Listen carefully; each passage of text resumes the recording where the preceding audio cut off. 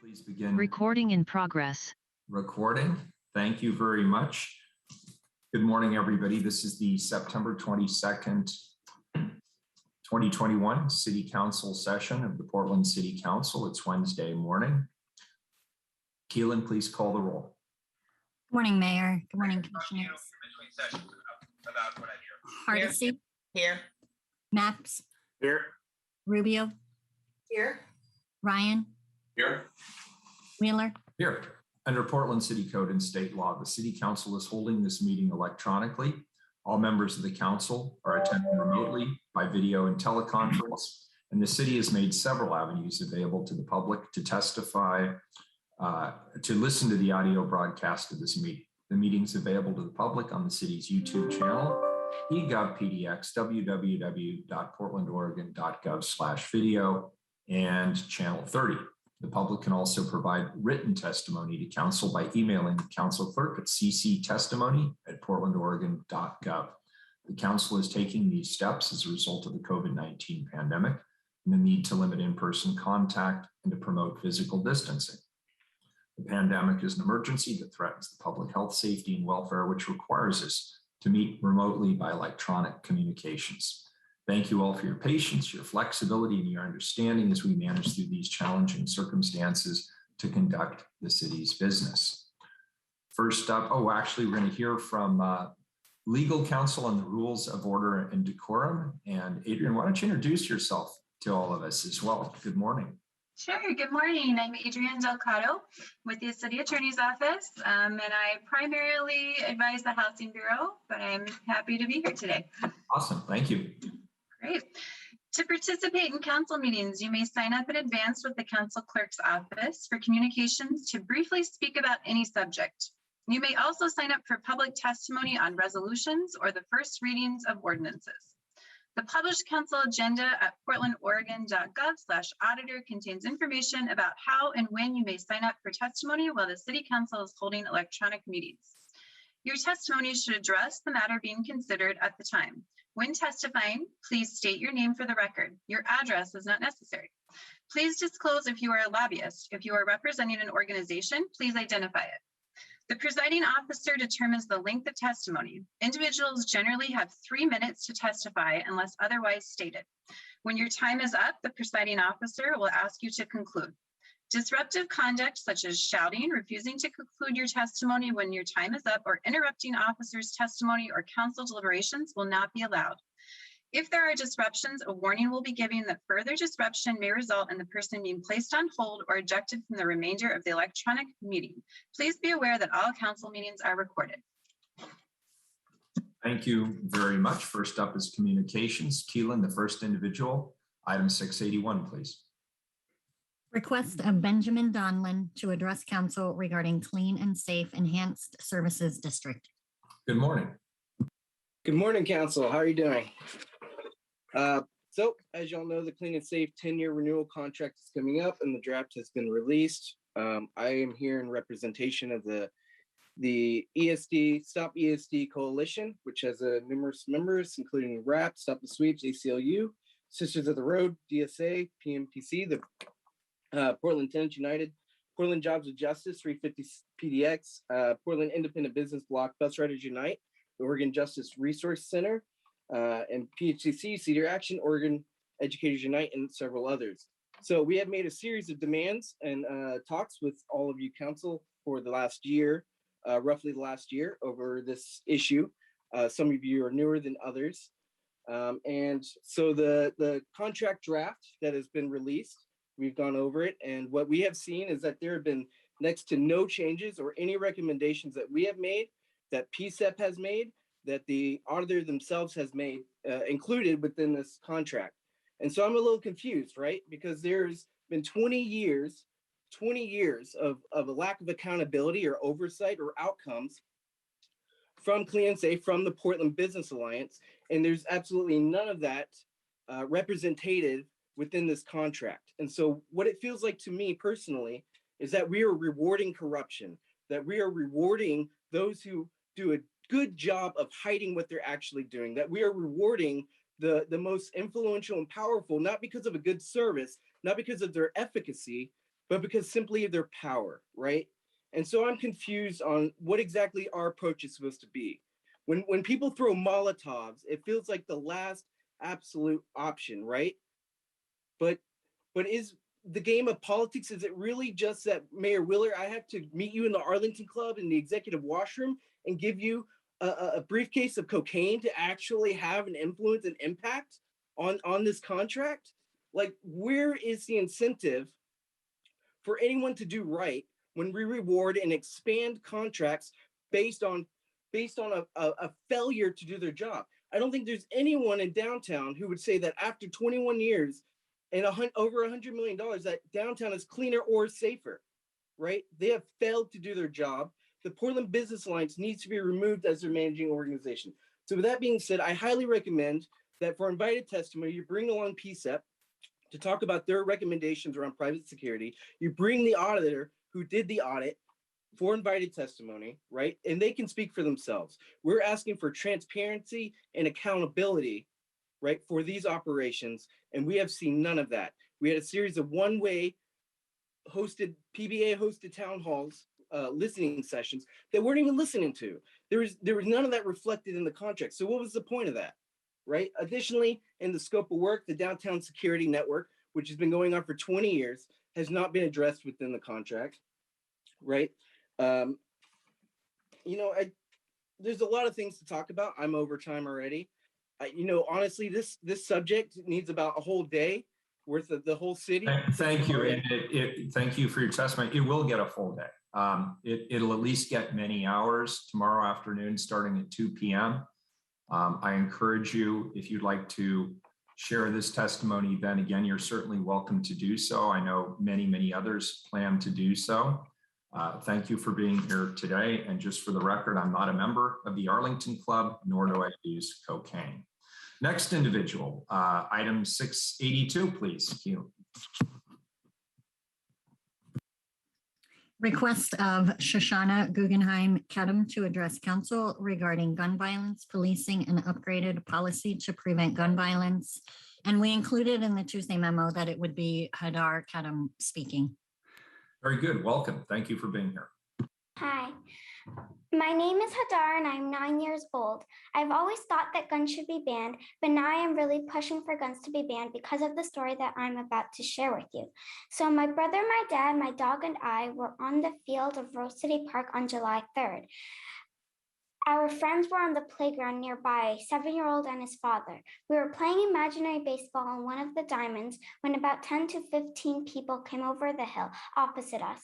My dad didn't see them, only my brother and I saw them. They all were wearing what looked like ski masks. They also were wearing long pants and long sleeve shirts, which was odd seeing that it was early July. My dog started to go near the people because he wanted to investigate them. Thankfully, even though they hadn't done anything, my brother had a bad feeling about them, so he grabbed my dog's harness. Maybe 2 minutes later, the people huddled up and I thought that they were going to do some kind of race. It was my turn to bat when I saw them pull out guns and start shooting. I took a second look because I couldn't believe what was before my eyes. When I looked back, I saw the same thing except there were bullets shooting in every which direction. I started to go to get my shoes, but the shoes were closer to the people, so I changed my mind and I just ran barefoot. My dad grabbed my dog's harness and we ran to this metal equipment bin that was 5 feet away. We ducked behind it for less than 2 seconds, and as I was getting up to run farther away, a bullet shot about 4 to 5 feet to my right. I then started following my brother because I didn't know what to do. My brother started heading for a driveway, and I followed, but my dad said, go around the corner. So I went around the corner to find a red car. I was sobbing by that time. The lady driving the car stopped and asked, is that fireworks? We said, no, it's guns. My dad asked if we could get in the car. She said yes, even though it is COVID-19. We got in and we asked her to bring us to our house. I can bring you to 57th Avenue, she said. So she brought us to 57th and we ran the rest of the way home. When we got home, we ran inside and said to my mom, call 911. My dad left in our car to go pick up our friends who were still in the park. I wanted to share the story with you because I want there to be change. And I know that not only I want change, but everyone wants change.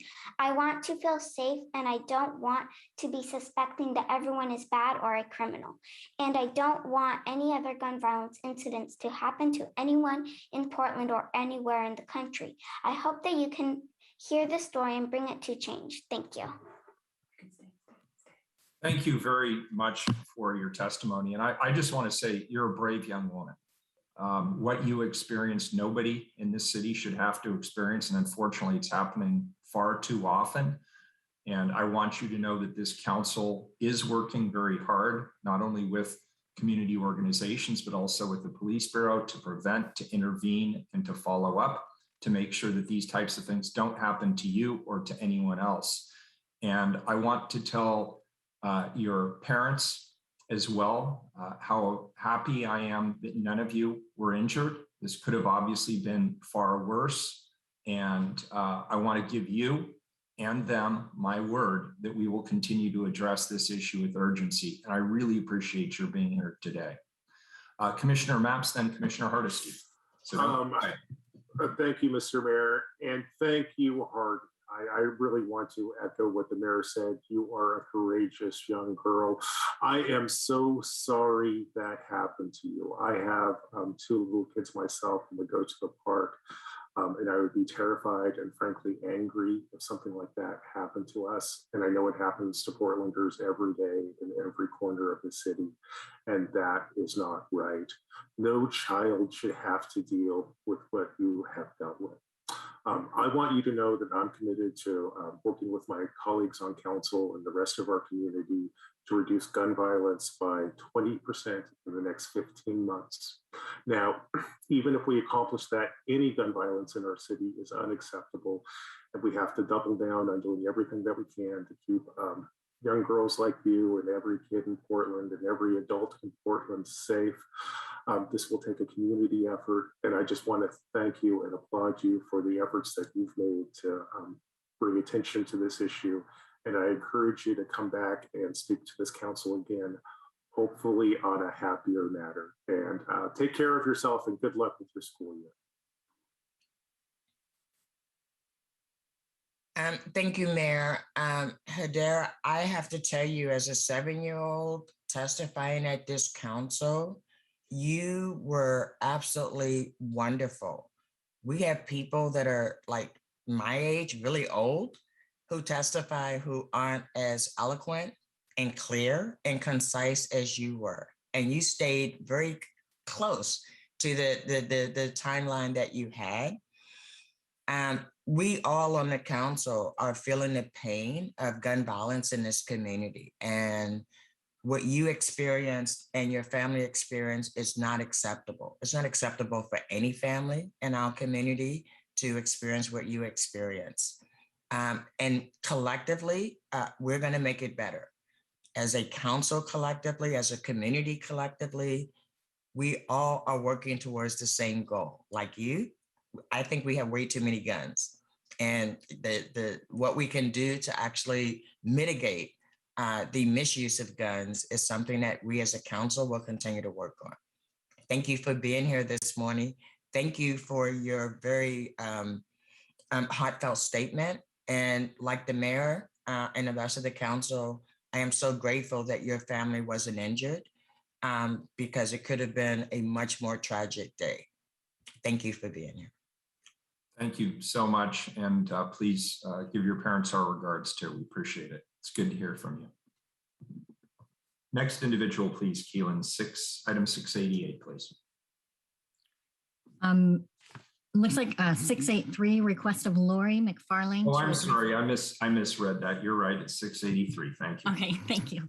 Request of Lori McFarlane to address council regarding city fails to protect public health, a 3-minute story on lead in our drinking water.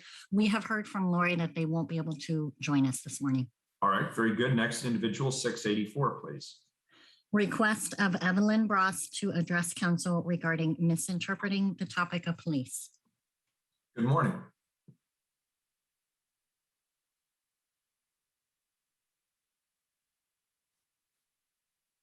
Okay, now can you hear me? Yeah, there we are. We hear you loud and clear. Okay, my name is Evelyn Bross, and I need to speak about the police force being defunded.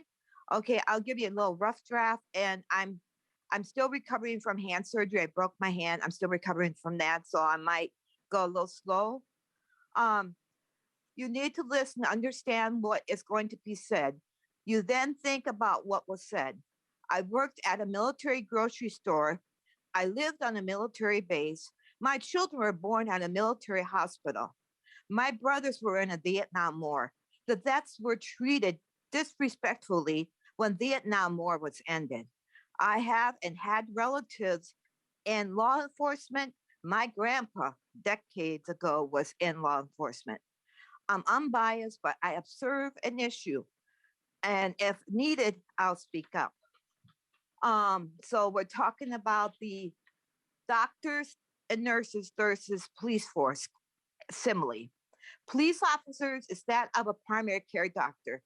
What would citizens do with a lack of doctors? We already have a lack of nurses.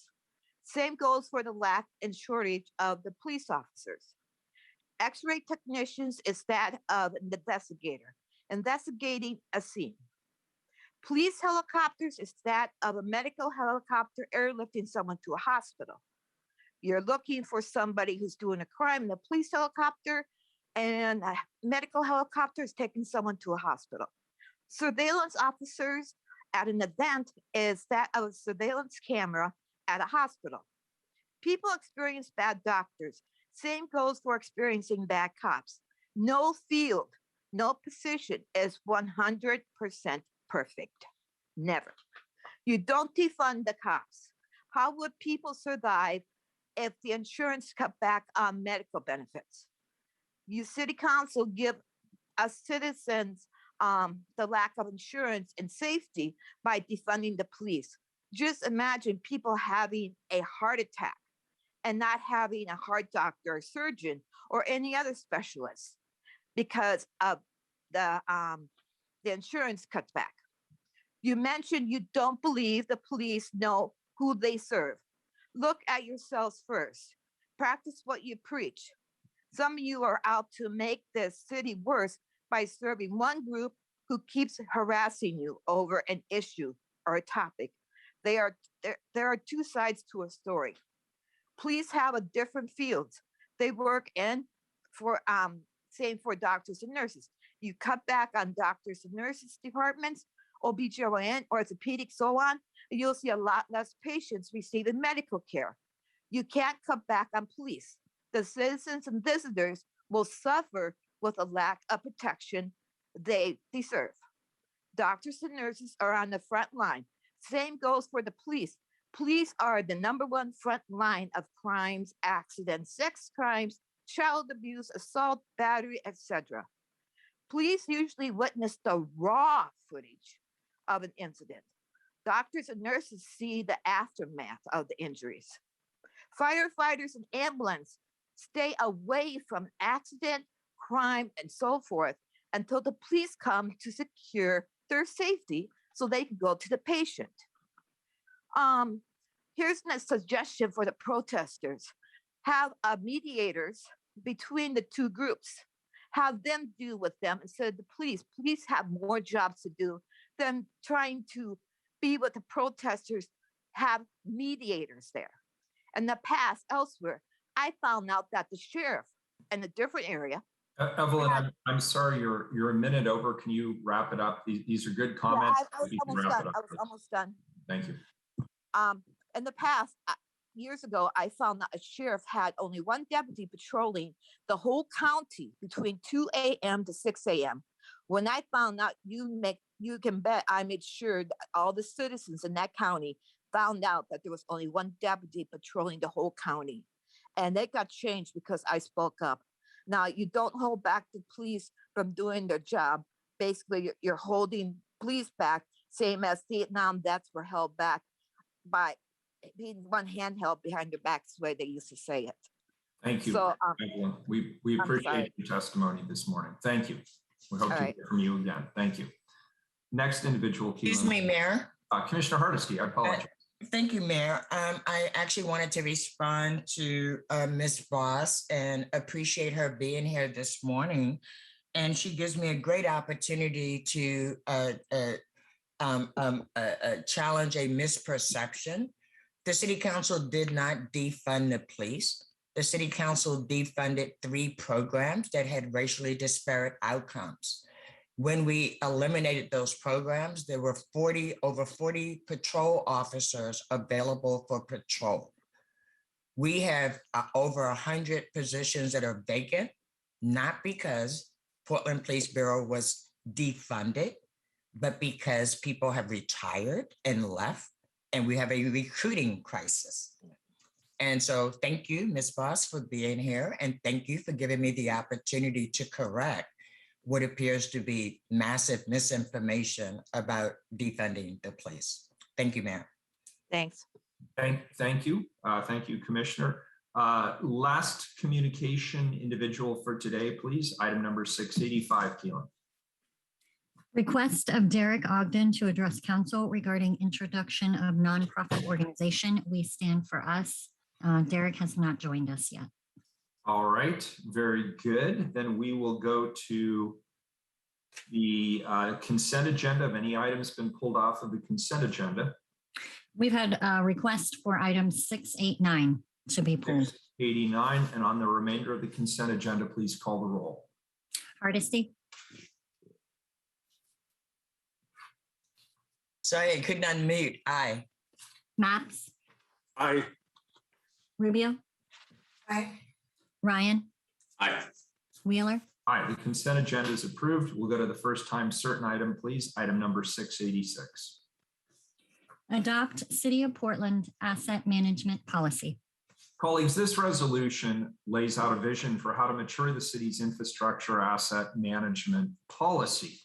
Council had a robust conversation at our June work session on the city's work in asset management, how we can advance the important practice here in the city of Portland. Our city's green and gray infrastructure contribute, of course, to our city's economy, livability, social equity, as well as the environment.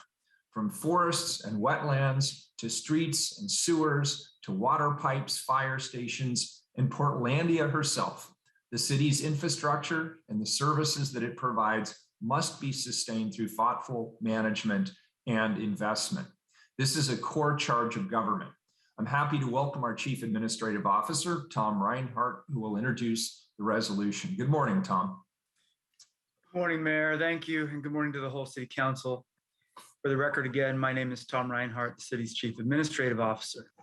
And I'm very pleased this morning to bring you this resolution to adopt the citywide asset management policy.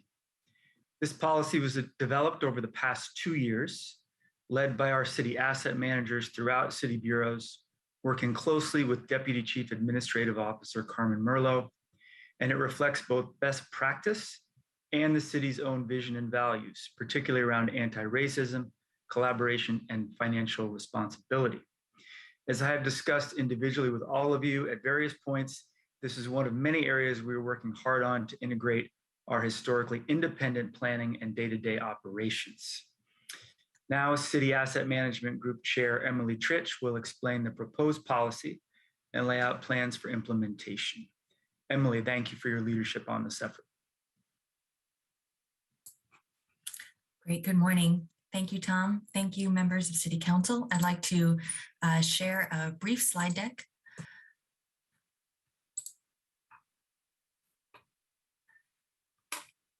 Great.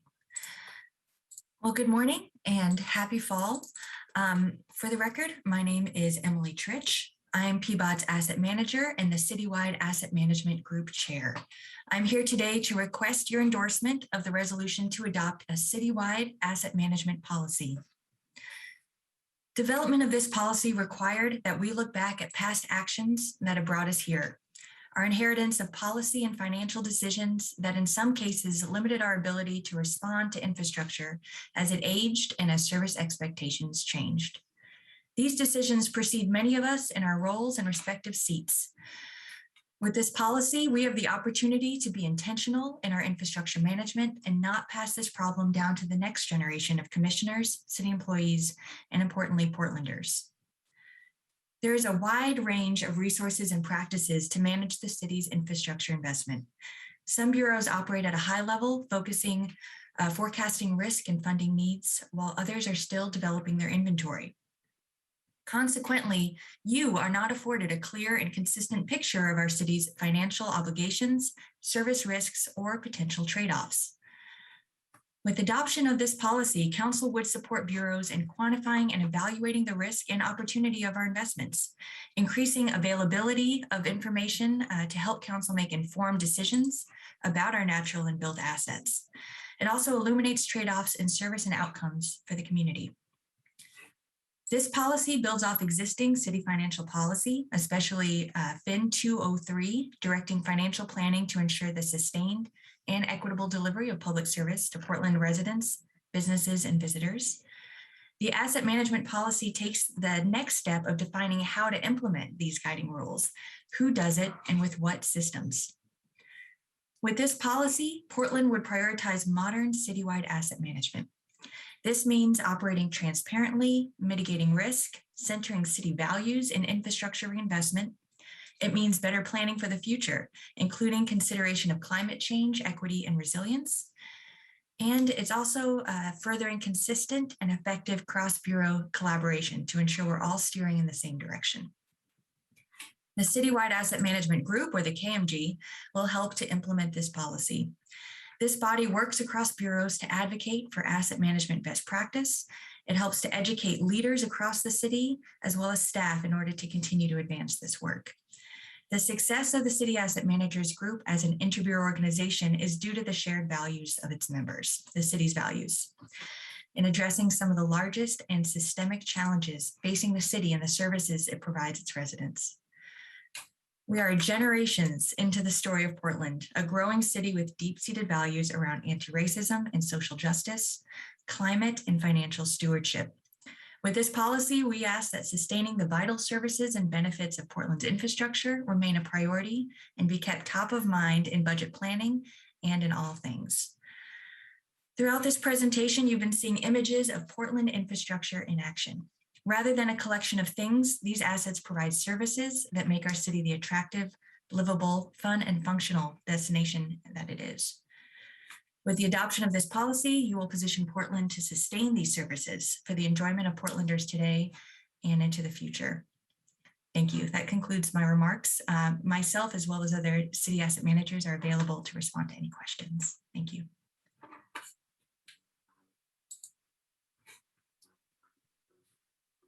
Colleagues, Commissioner Hardesty has a question, and then Commissioner Maps. Thank you, Mayor. Thank you, Director Reinhardt and Emily, for your presentation. I guess my question is, this sounds very lofty, and we have $0 attached to it. And so it's a great policy. How is this actually going to work in the real world? Right. Well, so we have several programs in progress in the different bureaus today. Every spring, we present to you the status of our infrastructure, a state of the assets report, if you will. Unfortunately, given the existing level of commitment across the city and the resources available to support this, we have a wide range of uncertainty in terms of the information we're providing. For example, we know that our unmet need or maintenance gap is between $7 billion and $10 billion as a city. That's quite a bit of uncertainty, and that challenges decision making. Yeah, $5 billion of it belongs to me and the Bureau of Transportation, right? And that has been growing since the Vera Katz was mayor, and it's never been addressed. So. That's absolutely right. And so the city asset managers hope to make progress on reducing that gap through intentional practice of asset management and forward thinking. We know that this requires a relatively high initial investment in terms of getting systems and staff on a high functioning.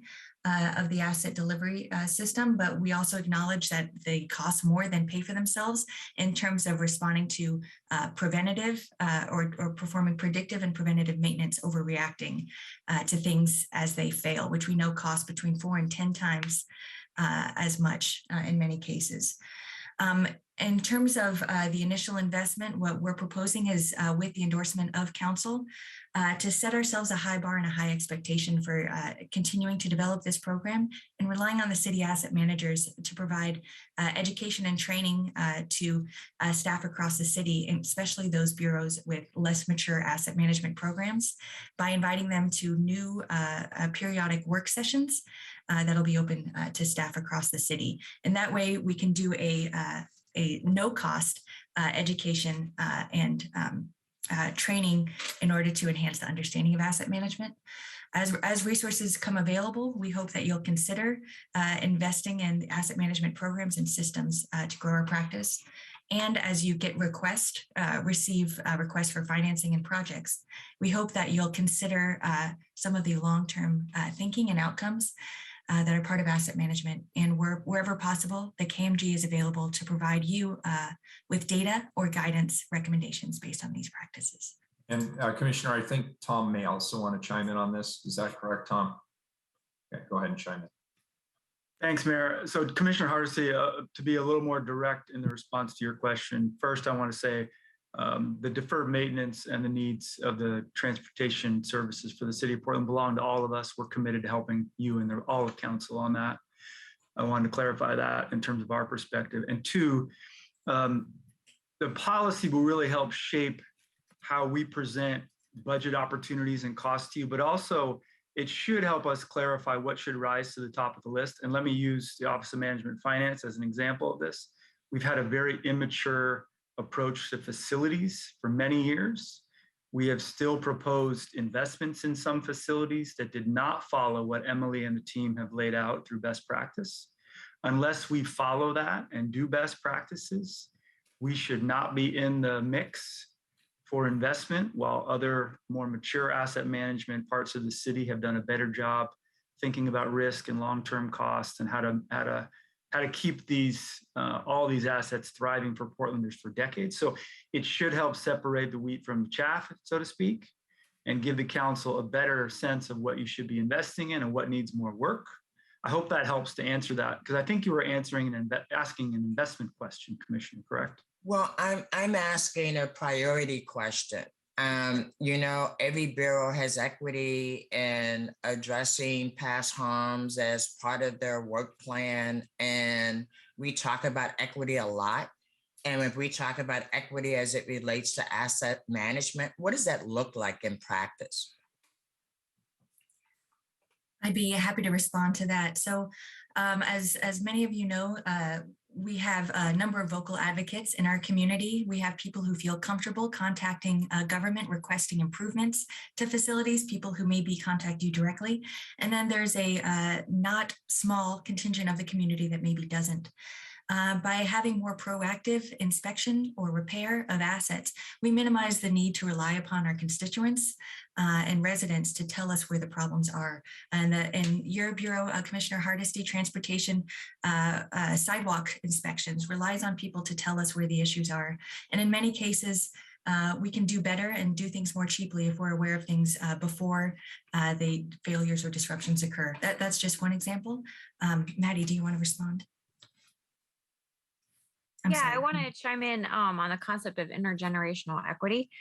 So when you hear figures in the $7 billion to $10 billion range, A, that's low because some of our bureaus really haven't had the systems and methodologies to assess what their needs are. But B, that's a depth of need that's almost impossible to meet, at least in the next 5 to 10 to 30 years. And so one thing I think that KMG worries about is this question of prioritization. We need to have common methodologies to stop bad work from proceeding and prioritize good work that is truly of value to the community.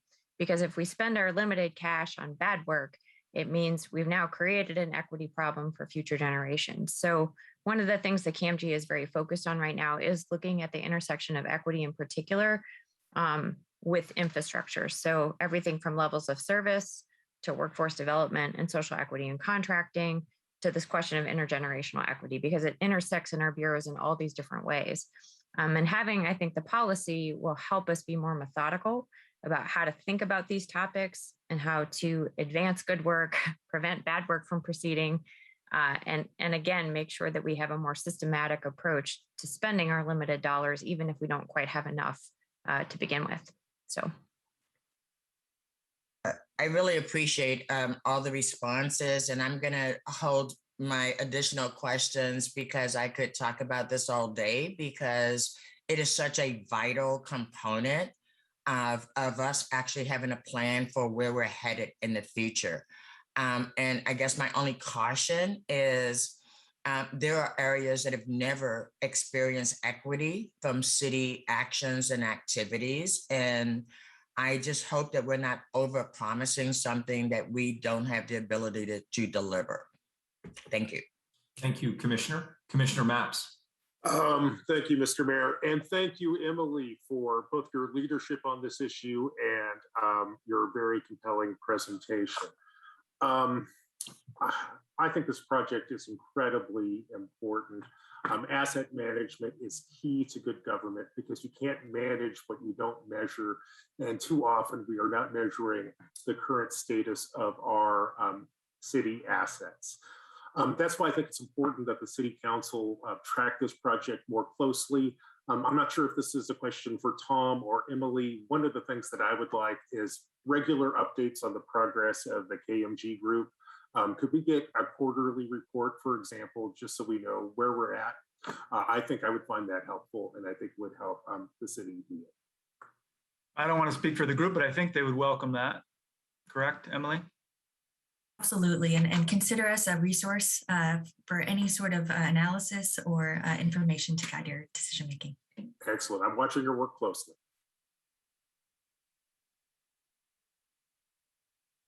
Thank you, Commissioners. Keelan, do we have public testimony on this resolution? No one is on the call. Very good. I'm not seeing any further questions. Please call the roll. Hardesty. I think this is an excellent frame for us to start prioritizing how we use our limited resources. I'm always fearful to set up a process with no dollars attached to it because, you know, then it's just a plan with no way to actually implement it. I like the idea of a quarterly report backs. And I guess I would love to learn more about I know with PBOT, it takes a minimum of 5 to 7 years for a project to be completed. And so I need to know how we are planning to be proactive and be leading around asset management. But these are all questions that will be answered as we move this process forward. And I'm happy to support the effort, even with the concerns that I currently have. I vote aye. Again, I think this is one of the most important projects we have in the city. Until we figure out what assets we have, we can't maintain them appropriately. Ultimately, this will be a cost saver. At the same time, I completely agree with Commissioner Hardesty. Ultimately, the city is going to need to fund this project, and I will certainly be open to that discussion when the KMG group is ready to come forward with a presentation or a request. In the meantime, I am happy to vote aye, and I thank everyone for the important work they're doing on this topic. Rubio. Thank you to Tom and Emily for your presentation. Also, thanks to Carmen Merlot for her leadership on this project. And I also want to appreciate Parks Director Adina Wong and Asset Program Manager Chris Silke and other Bureau staff for their participation in the development of the plan. I was also happy to see natural assets referenced in the asset plan management. Our green infrastructure needs to be valued in the same way as capital assets like buildings or equipments, especially because we're in a climate crisis. This plan is really needed, sorely needed, to move us away from the current reactive approach to a proactive one that's transparent, fiscally responsible, and also better aligned with our values, but also keeping in mind at all times highest community needs. So adopting the plan, I think, is a first step, and I vote aye. Ryan. Yes, thank you, Director Reinhardt and Emily, and also leadership of Carmen Merlot. Also, thank you, Commissioner Hardesty, for your questions. I the conversation got to the heart of the matter with that dialogue. I really do appreciate the city's recognition of generations of Portlanders who have contributed to deepening investments in Portland's infrastructure and systems that comprise both our natural and built environment. This structured approach of asset management sustains services. It protects public investments and intergenerational equity over the long term. Big takeaways I got today, again, was the $7 to $10 billion in backlog, and definitely the prioritization of this work. And so I look forward to the work sessions where we can weigh in on that. I'm very honored to be a member of a city council forum that formalizes the adoption of asset management best practices for Portland's citywide financial stewardship and strengthen our efforts for public transparency. I vote aye. Wheeler. This is a great step forward. Tom, thank you for your leadership. Emily, thank you for your presentation. Thanks really to all of our city asset managers for doing a great job. I want to call out something Tom mentioned in the chat, which is this is really the best collaboration we've had amongst the various city asset managers in a long time. We certainly started these efforts, Tom, going back to the Build PDX initiative, where we tried to front load some of the financial resources to actually get at that backlog. But as we identify financial resources to make a dent in reinvesting in our critical infrastructure, obviously we have to think about how we make those investments and how we prioritize those decisions. And this sets us up, I think, for a very solid discussion on this in the future. This is as much aspirational as it is concrete. I look forward to following this work in the years ahead. But I'm very happy to support this along with my colleagues. I vote aye. The resolution is adopted. And best to you, Director Reinhardt and Emily and your team as you work on this in the months and years ahead. And we look forward to hearing more about that consultant contract. Thank you. Next item, and we can go right to time certain item number 687, a proclamation. Proclaim September 15th to October 15th, 2021 to be Latinx Heritage Month. Very good, thank you. And before I begin, I'd like to remind viewers that there is closed caption available in Spanish, and that was just put into the chat. Let me look it up here. It's www.streamtext.net/player?event equals Portland. That's about that should be somebody's password is what that should be. But it is there and it is available in Spanish. Colleagues, September 15th marks Latinx Heritage Month. This is a time to celebrate, to learn about cultures, the struggles, as well as the important accomplishments of Hispanic, Latinx, Indigenous, and Afro-Latino communities. I want to underscore Mario T. Garcia's reflections on this important month. Quote, because of the historic struggles of Chicanos, Mexican Americans, and other Latinos, we've been able to achieve more social justice in this country, unquote. We all benefit when we take the time to learn and to appreciate our own culture and cultures different from our own.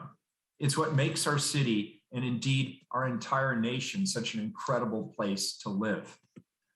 I also want to remind us of our collective humanity. After horrific images and footage I've seen this week, we need to remember that we are all deserving of love. All should be welcome. We need comprehensive immigration reform that honors these important truths. I want to personally thank our proclamation organizers, our guest performers, and our Latin PDX affinity group members for drafting this item and helping to lead this program today. And from here, I'll turn this over to Commissioner Rubio. Thank you, Mayor. Today, I stand here in deep appreciation of the consequential times that we're in, and also the significance of today in this moment. And for me, it's deeply personal. Most of you have heard me talk about this, and you know I was born the daughter and granddaughter of Mexican farm workers and immigrants. And now I have the honor of serving as Portland's first Latinx city commissioner.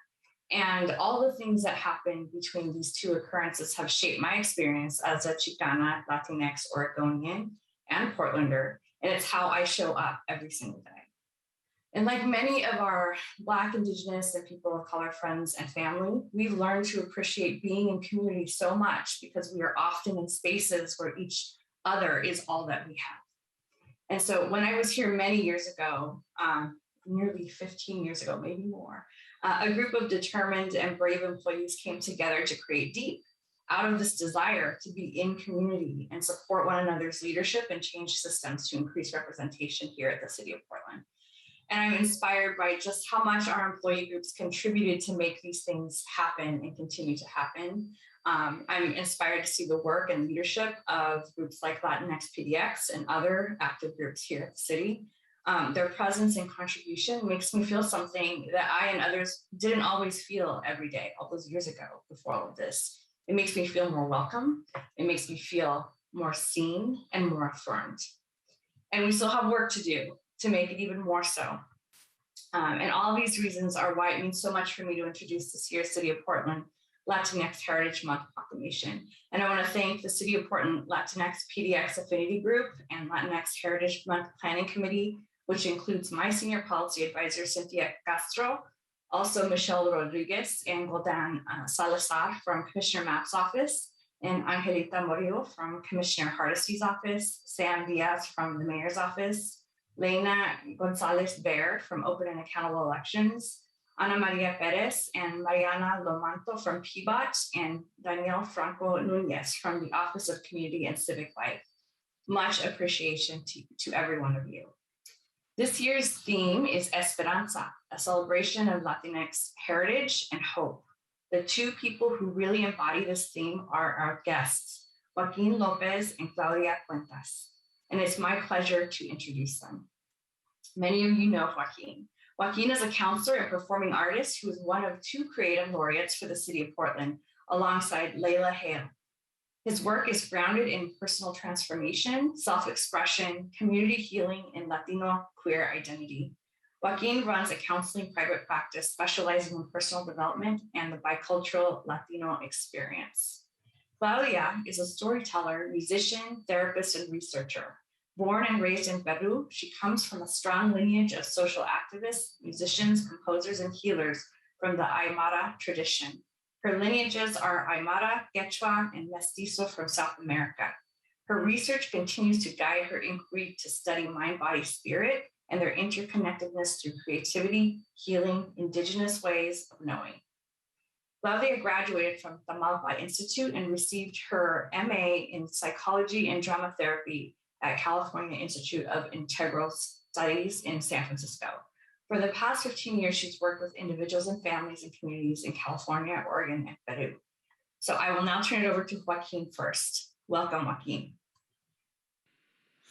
Hello, everybody. It's so awesome to be here to celebrate Latinx Heritage Month. I'm at a loss of words. I'll be honest with you. Sometimes I know what I'm communicating, but I don't know if I've communicated it in Spanish or in English. And that's what I love about this month.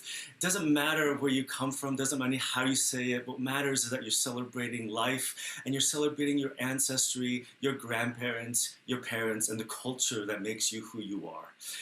I'm going to share with you a song by one of my favorite artists whose name is Juan Gabriel.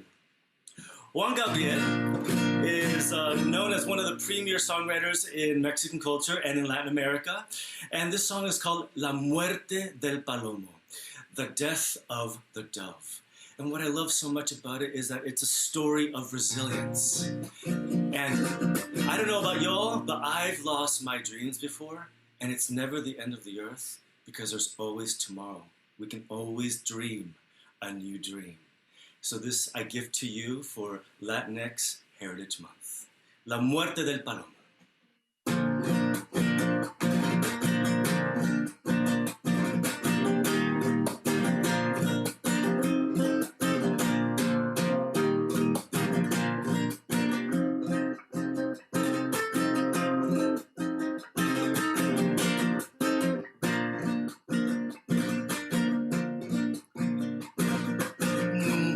volverás paloma, triste está el palomar, solito quedó el palomo, ahogándose entre sollozos.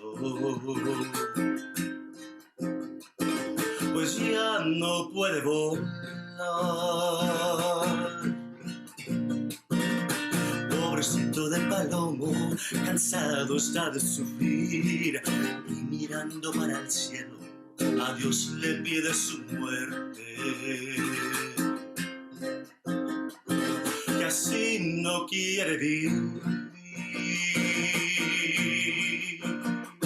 Que llorar, que llorar, que llorar. Desde que te fuiste se le fue el palomo en puro llorar. Por llorar, por llorar, por llorar. Ya no puede ver, ni puede volar. Se acerca su muerte, está agonizando de tanto esperar. Morirá, morirá, morirá. Morirá el palomo porque así la muerte cuando hay soledad. Mirar hacia el cielo, te verá volando, te dará la gracia por este recuerdo y a cruzar las alas que te cobijaron, ahogarán sus sueños que no despertaron.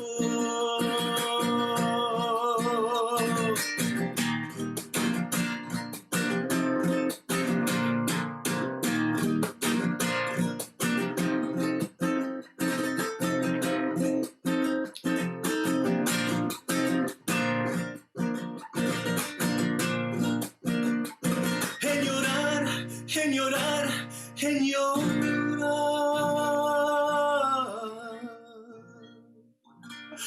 Desde que te fuiste se le fue el palomo en puro llorar.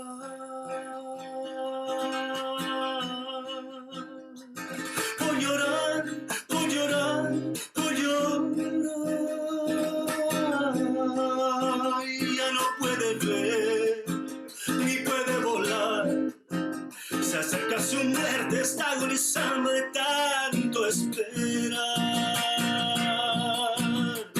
Morirá, morirá, morirá.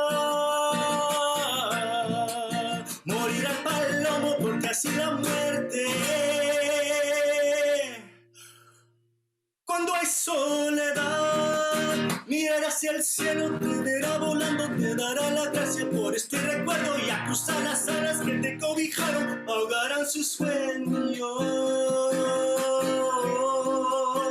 que no despertaron.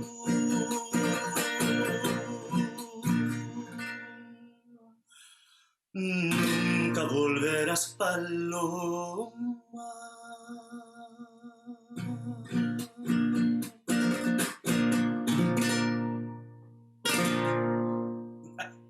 Bravo! Thank you so much.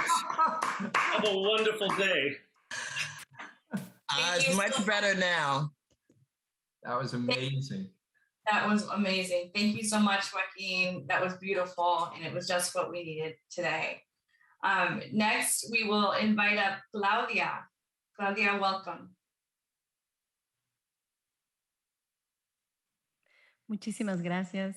Un honor y una alegría estar aquí. Thank you so much. A joy and an honor to be here with all of you celebrating this important day. Muchas, muchas gracias. So I am going to be playing two tunes, one with a flute from South America, saying thank you for this day, for this moment, for this important event, acknowledging, celebrating Latinx culture and immigration as well. And I will be then playing a song with my string instrument in Spanish about the beauty and the perseverance of our communities and the rising and the continuation of dancing and singing together. Thank you.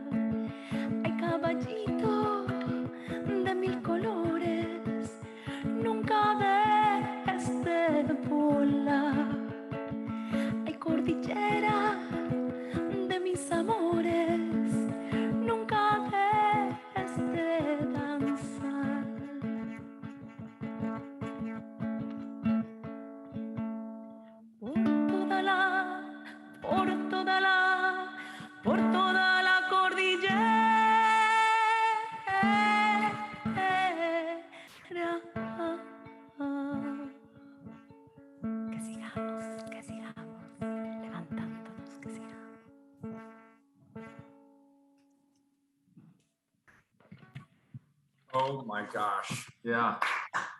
Muchas gracias. Thank you. Thank you so much, Claudia, and thank you, Joaquin. These were obviously both just incredible and moving performances. They really embody the human spirit, and your optimism, both of you, just shines through. What a great way to start our day. Thank you, and thank you to Commissioner Rubio as well. Before I read the proclamation, I'd like to invite my colleagues to offer any thoughts or reflections they may have. I see Commissioner Hardesty has her hand raised. Commissioner Hardesty. Thank you, Mayor. Was left over, but of course I have something to say. First, thank you and Commissioner Rubio for bringing this resolution in front of us today. Thank you to the incredible musicians, Hakeem and Claudia. Oh my gosh, I wish we could start every council meeting this way. It would be a wonderful way to center us. And the energy and the love that you brought into this space today is almost bringing me to tears. This is an important resolution because we are celebrating today Latinx Heritage Month. And just like other celebrations that we have, what we know is the Latinx community is not monolithic. The Latinx community spans the globe and brings with them to our shores culture, food, music, love, family, values, the commitment to family, the commitment to the next generation. I am so honored that I get to be a part of the council where I get to share my space with Commissioner Rubio. I've known Commissioner Rubio for, if I tell you how long I've known her, you'll know how old we both are. So I won't tell you how long I've known her. But what she has brought to the council is immeasurable. Representation matters, and having your voice in spaces where decisions are being made that will impact not just you, and your family, but the next generation of your family is really critical. As a city, we have a lot of work to do. But what I know is our Latinx community has never shied away from hard work. They've never shied away from being good partners. They've never shied away from fighting for justice, and not just for yourself, but for all of us. Because what we know is we are all interconnected, and we all have a shared history of the challenges of being in a space that people question whether you should be there or not. We're celebrating and honoring the resiliency of a culture. And I am grateful again that I have the opportunity to be in this space today. Thank you, Commissioner Rubio. Thank you, Mayor Wheeler. And thank you to our Latinx affinity group at the City of Portland for helping to make today possible. Thank you, Commissioner Hardesty. Commissioner Mapps. Mr. Mayor, colleagues, I'm honored to join you in celebrating Latinx Heritage Month. I'll begin today by sharing a quote from farm worker activist Cesar Chavez. Preservation of one's own culture does not require contempt or disrespect for other cultures. In other words, our celebration of the Latinx community today does not dim the light of others. In fact, engaging others, learning from their rich history, embracing unfamiliar cultures connects us to each other. That's why I want to take a moment to express my gratitude to Joaquin and Claudia for their beautiful performances today. I also want to recognize Commissioner Rubio for her efforts to uplift the Latinx community, and whose presence on this council provides inspiration to the Latinx children of Portland who see themselves in her. I also want to recognize and thank my staff, Michelle Rodriguez, for her work on today's celebration. In addition, I'd like to thank Goldan and Yvette in my office for their thoughtful perspectives, and staff from all the other council offices and bureaus who, through their work, continue to elevate the Latinx community. Finally, I want to encourage all Portlanders to support Latinx-owned small businesses like the Mercado on Southeast Foster. Thank you. Thank you, Commissioner Mapps. Commissioner Ryan. Yes, thank you, Mayor Wheeler. And thank you, Joaquin and Claudia. That really did open me up and opened all of us up. It really is important for us to bring music to council meetings, and that was really special. Thank you so much. I want to thank the Affinity Group for their work to bring this proclamation forward, as well as for the translators for their efforts to ensure the quality and content of the conversation is delivered appropriately and accessibly today. Additionally, I want to recognize and emphasize the leadership of Commissioner Rubio, who humbly serves all Portlanders while representing our city as the first Latina commissioner on City Council. As someone privileged to build a personal and professional relationship with Commissioner Rubio, I know how dedicated she is to serving the city. Commissioner Rubio believes in building safe, affordable Portland with access to good jobs, strong education systems, and neighbors helping neighbors, a sense of belonging for everyone. Thank you for your leadership, Commissioner Rubio. It truly is a pleasure to serve alongside you. Latinx workers, particularly women, have faced devastating job losses as a result of COVID-19 pandemic. And National Latinx Heritage Month is an opportunity for all Portlanders to support the Latinx businesses, culture, and heritage, and deepen their connection to the Latinx community. This month, I encourage all residents to explore Latinx businesses around the city, and there's so many. You can grab a bite at the Mercado, the Portland Mercado, or Taqueria Los Punales, and before that, diving into season 38 of Teatro Milagros Community Art Project. The truth is, Portland has a rich Latinx history, and I hope all of you take opportunity to celebrate our Latinx neighbors as you support Latinx businesses. Additionally, I want to acknowledge my spouse at home, Alma Reyes, whose parents migrated from Northern Mexico to Las Vegas. And then fortunately, Alma moved to Portland to get their MFA at Portland State. And then my most rich blessing in life was to meet Alma and build a life with them. daily as we work at home. We get to hear each other at the office, and listening to Amos speak in Spanish to enroll future Latinx teachers is something that really makes my heart sing. And additionally, I gotta say, because of the rains that hit last Friday, I went and harvested our tomatoes and jalapeno peppers from the garden. And I gotta tell you, the salsa in our house is so much better than when I used to make it alone. I wanna end with acknowledging my staff who are from the Beautiful Culture Chief of Staff, Kelly Torres, Restorative Villages Director, Charity Montez, and Senior Policy Director, Karen Julian Chapman.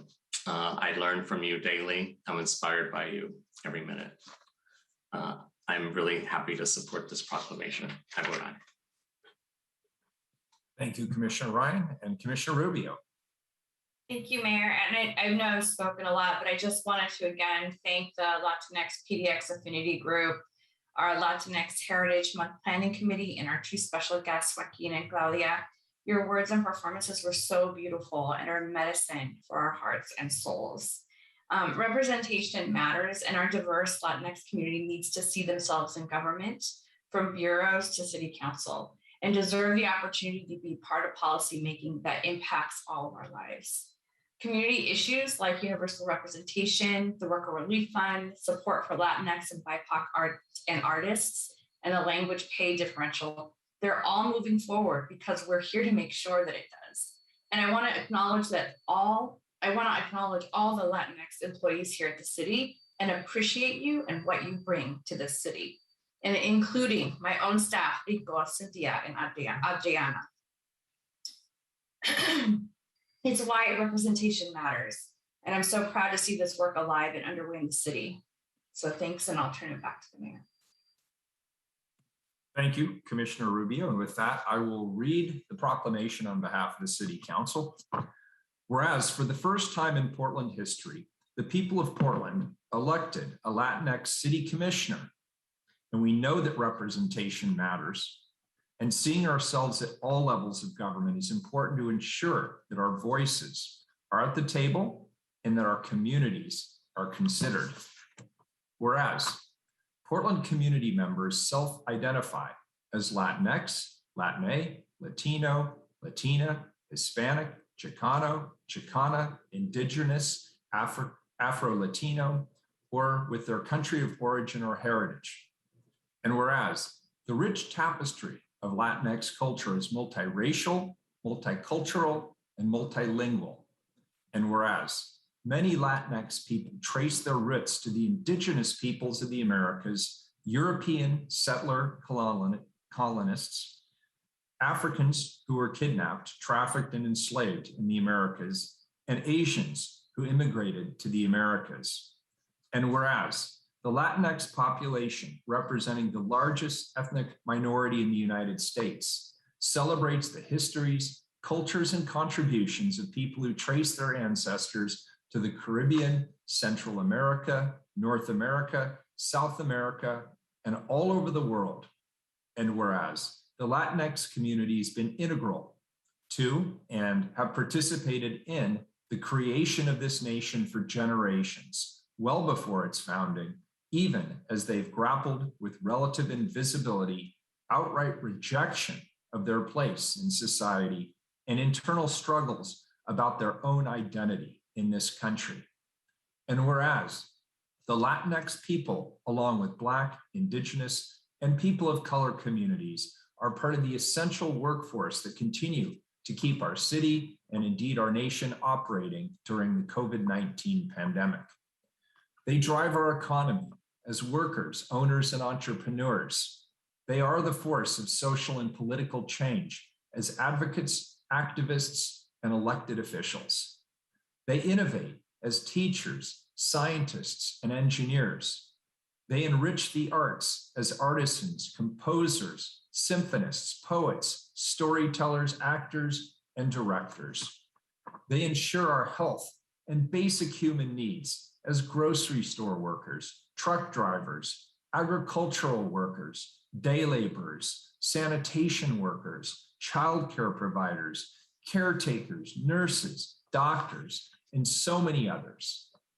And whereas more than a year into this pandemic, over half of Latinos in the United States have had either a family member or a close friend hospitalized, or a friend or family member has died from the coronavirus.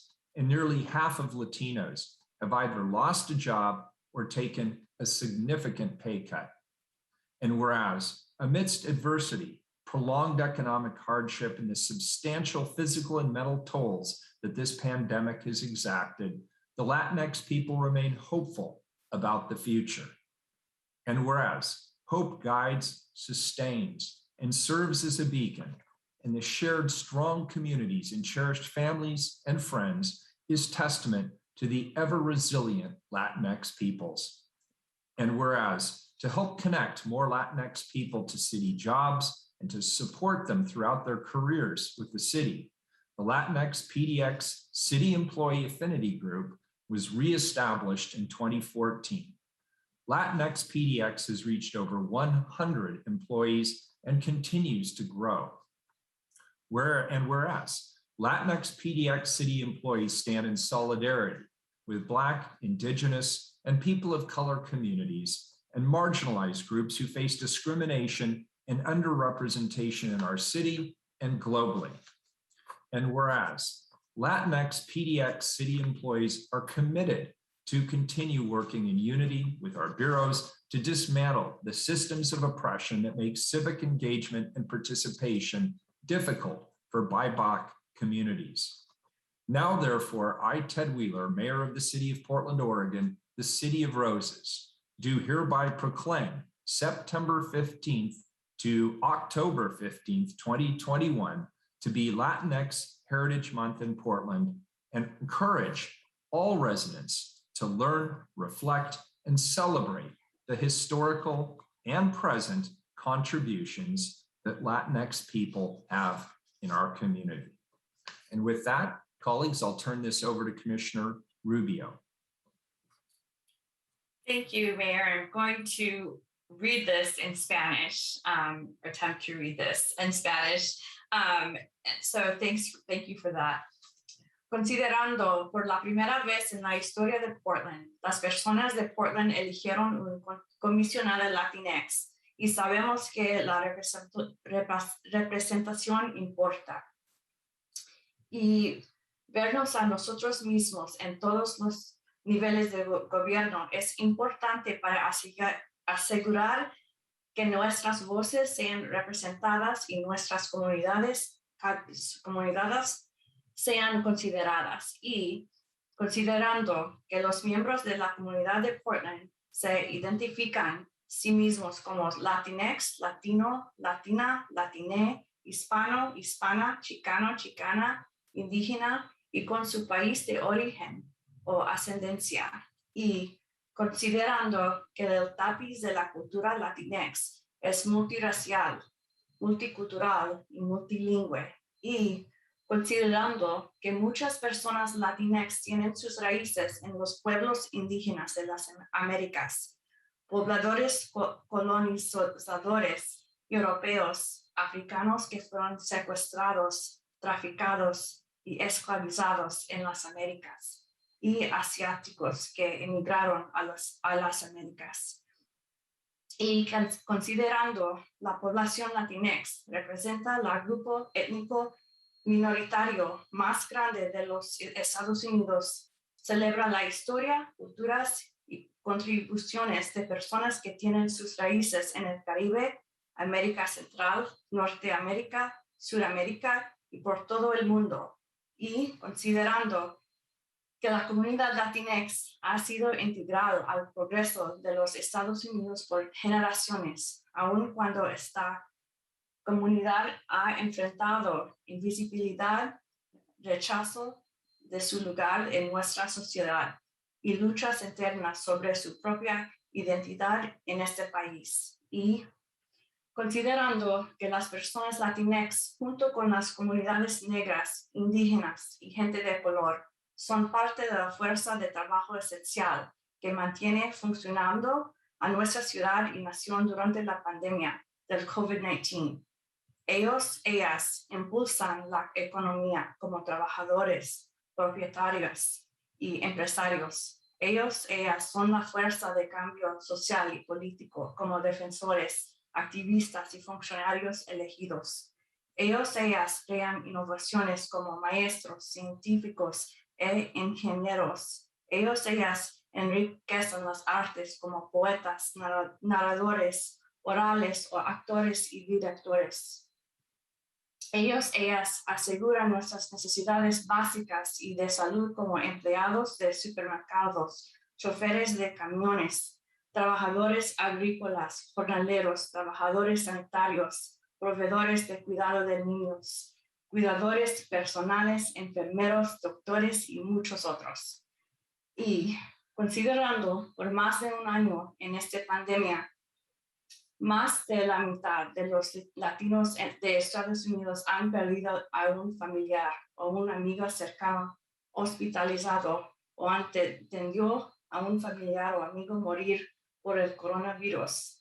Y casi la mitad de latinos han perdido su trabajo o tenido su salario reducido de forma significativa.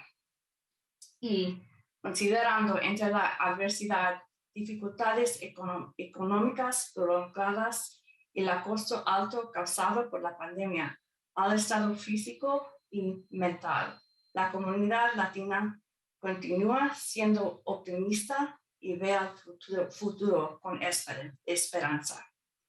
Y considerando que la esperanza guía, aguanta, provee luz y las comunidades fuertes y compartidas y a los amados familiares y amigos es testimonio a las eternamente perdurables personas que componen la comunidad latina. Y considerando para ayudar a conectar a más personas latinx a trabajos en la ciudad y para apoyarlos para este proceso durante sus carreras con la ciudad, el grupo de afinidad latinx de la ciudad de Portland fue reestablecido en el 2014.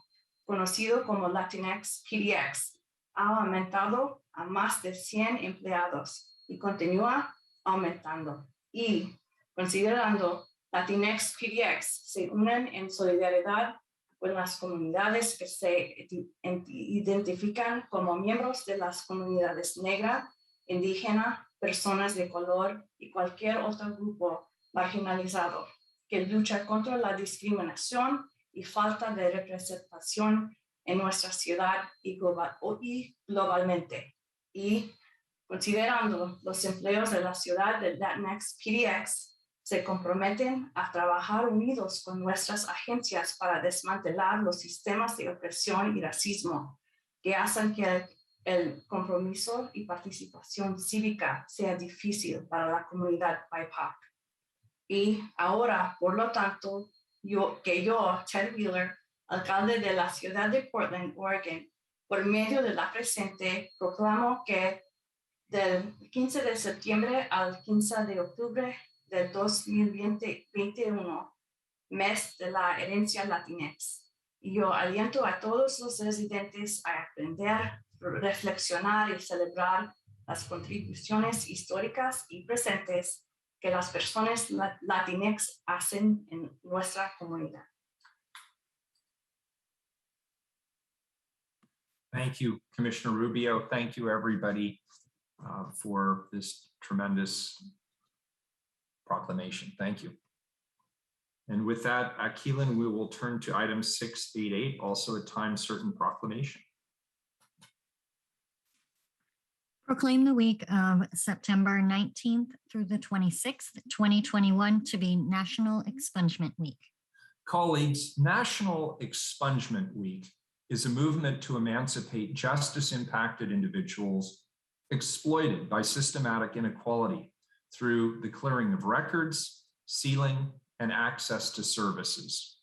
This is the very first time that the City of Portland is participating in National Expungement Works National Expungement Week, a week of action and awareness. In November of 2016, Portland voters approved ballot measure 26180 to impose a 3% local tax on adult use cannabis retail sales. Since then, Over 14 million in cannabis tax revenue has been allocated across various City of Portland bureaus to support street infrastructure improvements, DUI training, drug rehabilitation, criminal justice programs, expungement, and reentry services. And small business owners from communities disproportionately impacted by cannabis prohibition. This allowed the city to begin a path towards building restorative and reparative cannabis policies and programs, including the Cannabis Program's Seed Grant, which provides grant funding to those disproportionately harmed by the past war on drugs. We recognize that there's still much more work to be done to resolve generational inequalities.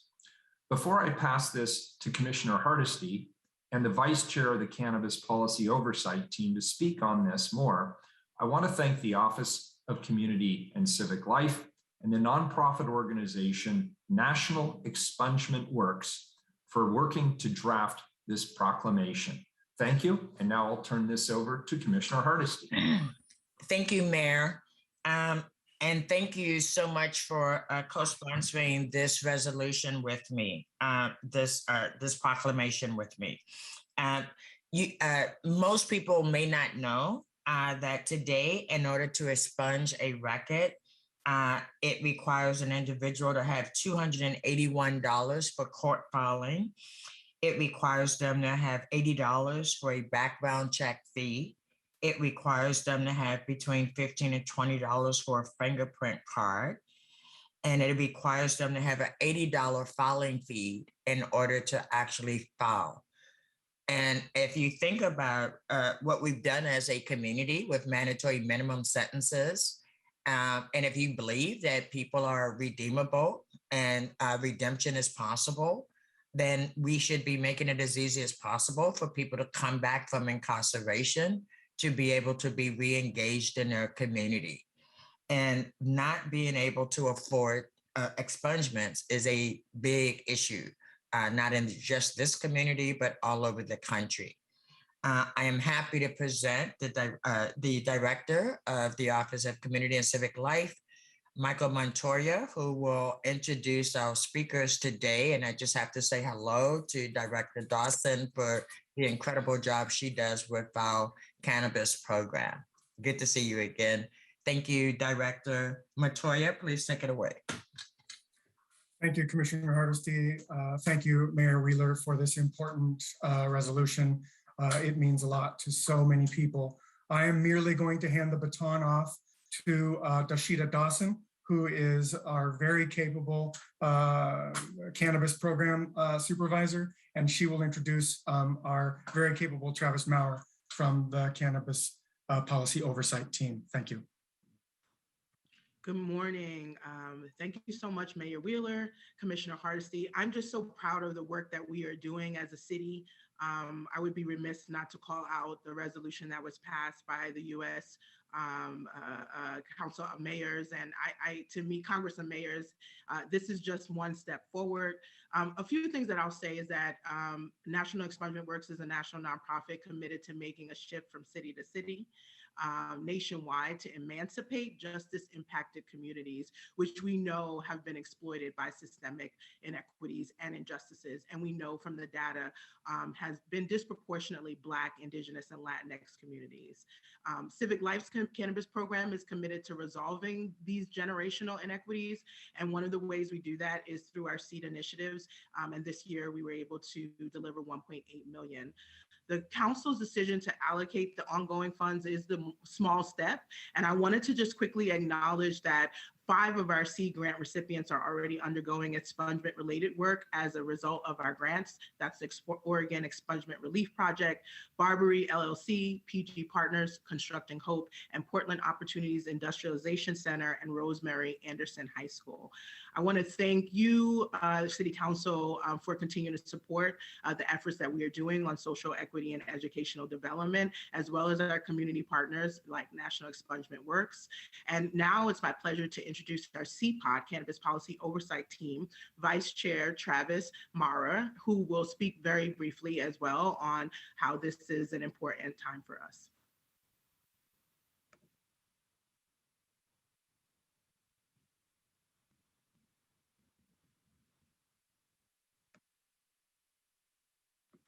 Travis, are you there? I just saw you earlier, so I just want to make sure you're still there. So thanks, Cheetah. Appreciate you and all the work that you're doing. It's an honor to work with you and the Cannabis Policy Oversight team. I want to thank the Mayor, Commissioner Hardesty, and City Council for having us here today and for this proclamation. My name is Travis Maurer. I'm originally from Missouri, moved to Oregon in 2009 with my partner and children, and we've been involved with legalization ever since. About 2,515 days ago, the state of Oregon passed legalization with over 800,000 Oregonians voting to end the racist cannabis laws, and did so by listening to a story to convince them to do so that outlined the plight of Black and Brown communities. So I'm excited to be here today to see this finally happen, and for expungement to start to be offered and available to the people who were voted and the Oregonians voted and said this needed to happen for. I'm happy to represent the Cannabis Policy Oversight team, and I am pleased to learn that City Council will be supporting National Expungement Week across Portland. Your action today is aligned with the goals and objectives outlined in our 2019 and 2020 annual policy reports. Your action of supporting this proclamation today reinforces our top recommendation to the city, which is to repair injustices of the communities that have been harmed. 2021 is the fourth year of News Quest in helping as many people as possible get the resources they need to reduce the barriers they experience on a daily basis. Thanks to new and partnerships and programs like SEED, we're able to emancipate more Portlanders to experience the justice that they didn't think was possible, to emancipate more Portlanders to be able to secure work and higher paying jobs so that they may make their dreams a reality. And finally, to emancipate more Portlanders so that they can secure housing they didn't think could be possible and build a secure home so that they and their family can feel safe, secure, and remain together. Thank you to Civic Life, New, Mayor Wheeler, Commissioner Hardesty, and the City Council for making National Expungement Week a priority for the city and amplifying this message for Portland to hear. Thanks for having me.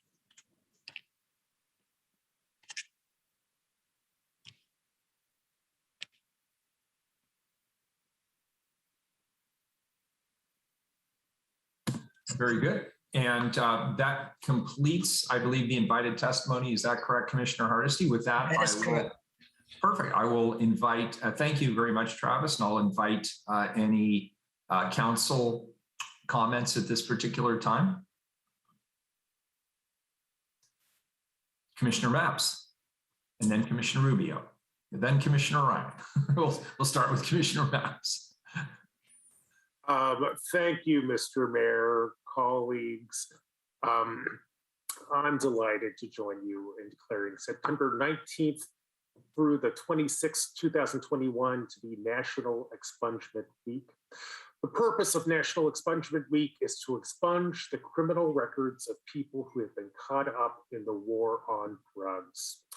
That is important because a criminal record can prevent people from accessing employment, social services, and housing. And that's why I want to use this moment to call on Portland's legal and political community to have expunged the records of Oregonians convicted of cannabis crimes. Oregon legalized recreational cannabis in 2015.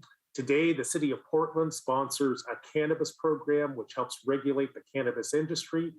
And yet, here in our own city, there are thousands of Portlanders who find it difficult to access employment, social services, and housing because they were convicted of possessing cannabis prior to 2015. It is time to right this wrong. That's why I'm calling on the state legislature to pass a law that expunges the records of Oregonians who have been convicted of cannabis crimes. And until that injustice is undone, I want to reassure Portlanders who have been held back by an old cannabis conviction that it is possible to clear your record, but it will take some labor on your part. If you want to expunge an old cannabis conviction from your record, I encourage you to reach out to Project Clean Slate or Project Second Chance. Both organizations will walk you through the process of removing a cannabis conviction from your record. You can find the contact information for both organizations by Googling Project Clean Slate or Project Second Chance. Thank you. Thank you, Commissioner Mapps. Commissioner Rubio. Thank you, Mayor. I just want to thank you, Mayor Wheeler, Commissioner Hardesty, and Civic Life for bringing this proclamation to council. Commissioner Hardesty, I want to recognize your long history connected with expungement work in Portland as well. I'm also excited that Portland is joining National Expungement Week's Week of Action for the very first time. These expungement services benefit so many individuals who are denied their basic human rights and ability to participate fully in our society due to past bad decisions, systemic injustice, or racism.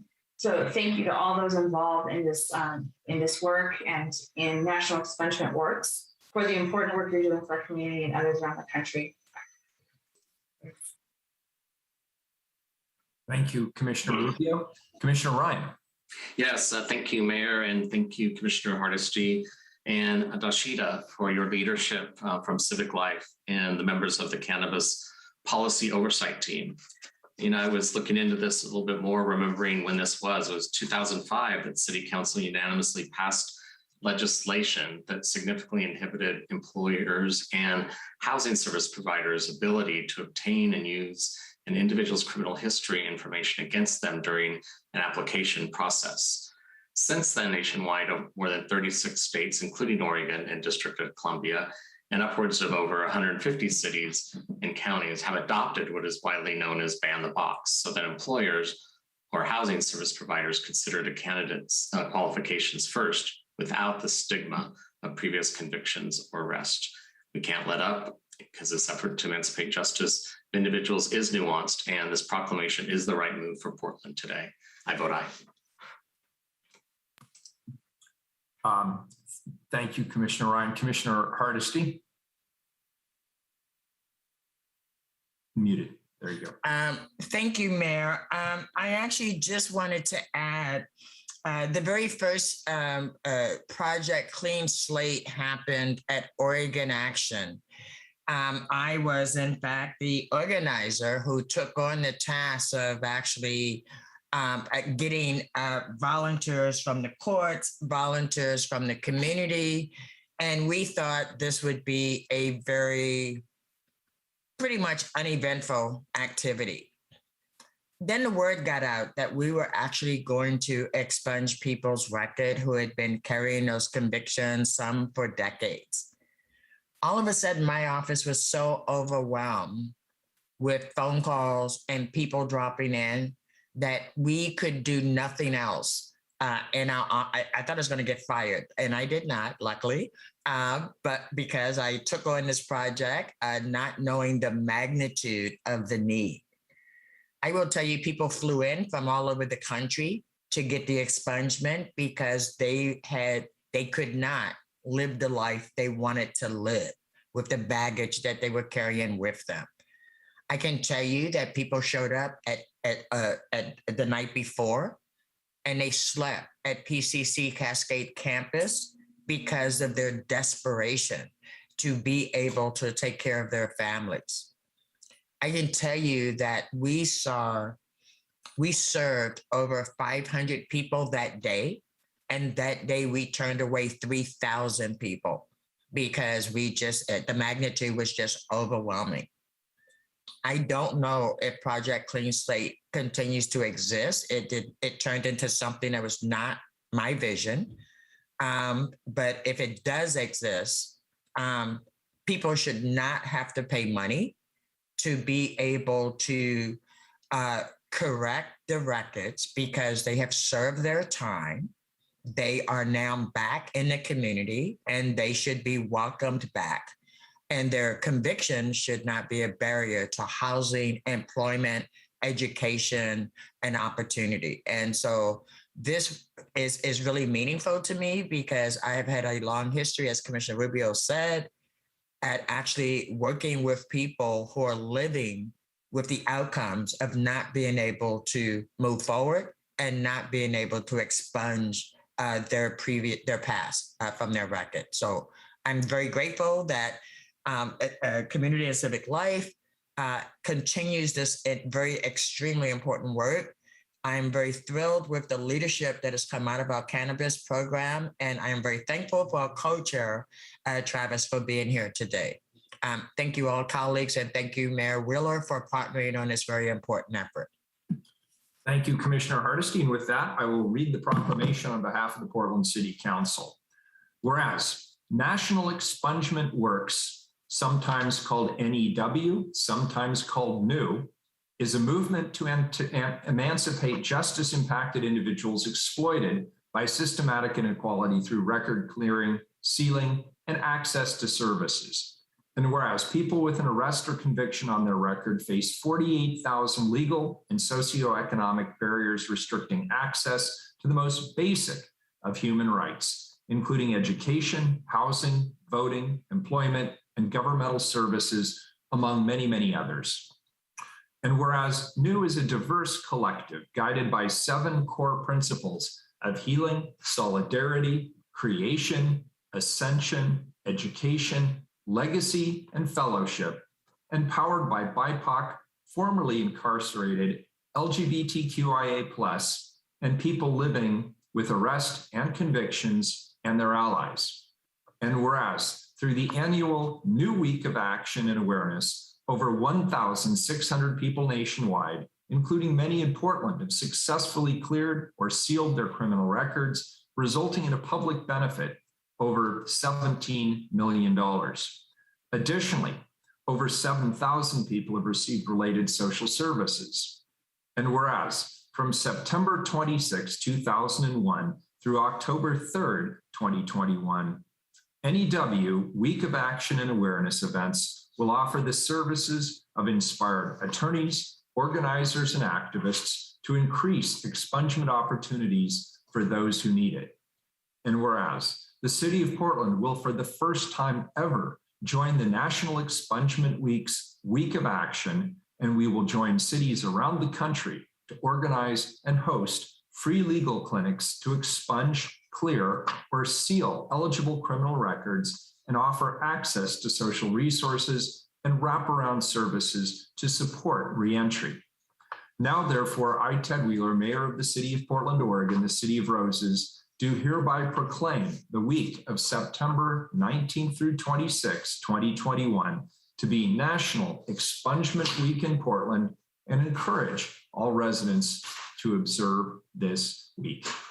Thank you, everyone. And Commissioner Hardesty, I see your hand is raised.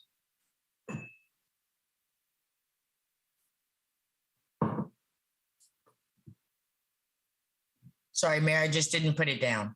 No worries, and your camera slipped again there. There you go. Mine does the same thing. It's the bevel's not all that great, is it? Senator Carter's is really down. Hopefully we'll fix that before she speaks. All right, she's up next. Did you have any comment? Oh, no, Mayor, I'm sorry. My hand was just left over. Oh, yeah, no worries. Very good. All right, colleagues, we'll move to the regular agenda, and with the agreement of Commissioner Ryan, and I thank you, Commissioner Ryan, we will move to item 697 first, please. Appoint Margaret Carter as the mayor's designee to the Board of Trustees of the Bureau of Fire and Police Disability and Retirement. Colleagues, the Fire and Police Disability and Retirement Plan provides disability, retirement, and death benefits to the City of Portland's active duty and retired firefighters and police officers and their surviving spouses and dependent children. The FPDR plan is defined in Chapter 5 of the city's charter. The FPDR Board of Trustees, an independent public body, oversees the FPDR fund and the FPDR plan administration.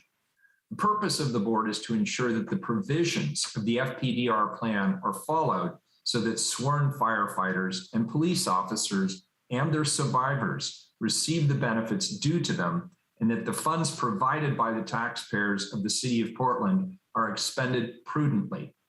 The board consists of 5 members: the mayor or the mayor's designee, who shall act as the chairperson, an active member from the Portland Fire and Rescue Bureau, an active member from the Portland Police Bureau, and 2 citizens of the city of Portland who have relevant experience with pensions or disability workers' compensation plans and administration. Today, I am pleased to nominate former Senator Margaret Carter as my designee to serve as the chairperson for the FPDR Board of Trustees. Former Senator Carter has 25 years of experience in the Oregon legislature, where she served on the Joint Senate and House Budget Committee as co-chair. She has also served as president and CEO of the Urban League of Portland. Senator Carter is here with us today, and before we hear from her, I want to introduce Director Sam Hutchison, who's able to provide any additional details and answers to questions that any of my colleagues may have at this particular juncture. Director Hutchison, welcome. Thank you very much. I'm Sam Hutchison, Director of FPDR. Thank you for the great introduction of Senator Carter. I don't have much more to add except to say that I and my management team are very excited to have the Senator serve as the FPDR Board Chairperson. We feel that her years of experience with the Oregon Legislature, Urban League, and Portland Community College will bring an expanded and new view and level of diversity to the board that we don't have today. And as the mayor's designee, she'll represent the people of the city of Portland, as well as the active duty and retired firefighters and police officers. She'll also bring balance to the board, assuring that all views and opinions are heard and respected by all parties. So again, we're looking forward to work with the senator, and I'd like to have the senator go ahead and introduce herself. Sam, before the senator speaks, we will give her the floor, absolutely. Commissioner Hardesty had a question, I believe, for you. Mayor, I'm very happy to wait. I was actually going to give Sam a compliment, but I'll wait till later if that's okay. Great. I will not let that slip by. Senator Carter, good morning. Welcome, and thank you for being here. You're on mute, Senator. I do that for the mayor all the time. Don't worry about it.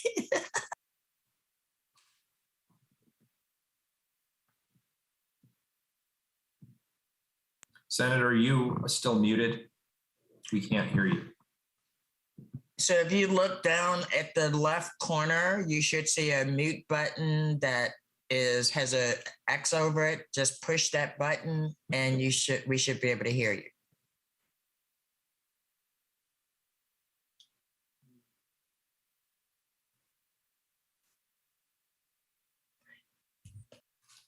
Maybe, Mayor, I'll go ahead and talk while Senator Carter is addressing her technology. Yeah, thanks, and we'll work on that with Keelan. Well, she'll make it work. I just wanted to actually thank Director Hutchinson. I've had the privilege of working with him for the last 3 years, and I have to say he is an excellent director who really takes his job very seriously. I wanted to make sure that I acknowledge today, because one of the first things I've worked with him on is trying to identify a more diverse board. And I'm really thrilled that we are going to got a grandchild. Yeah, that'll fix it. I am very thrilled that we had the opportunity to add Senator Margaret Carter to the board. It is absolutely vital, especially at this time when we will be talking about our Go Bond efforts around rebuilding a fire training station. So I am very grateful. I know Senator Carter brings a whole host of expertise to this issue, and I look forward to working with the board on this matter. Thank you. I tried to help. Yeah, that was entirely useful, and thank you for acknowledging the great work of the director. And we also have a hand up here from Commissioner Mapps and then Commissioner Rubio. Sure. While we're working out technical difficulties, why don't I deliver some of the comments I was going to deliver at the vote at this moment? First, I want to thank Senator Carter for her lifetime of service to our city and the state of Oregon. And I want to thank her for her willingness to take on this new challenge. And on a personal note, I want to say that Senator Carter is one of my heroes. I would not be on this council today if it were not for her trailblazing leadership. And for these reasons and more, though I look forward to voting aye on this appointment. Thank you.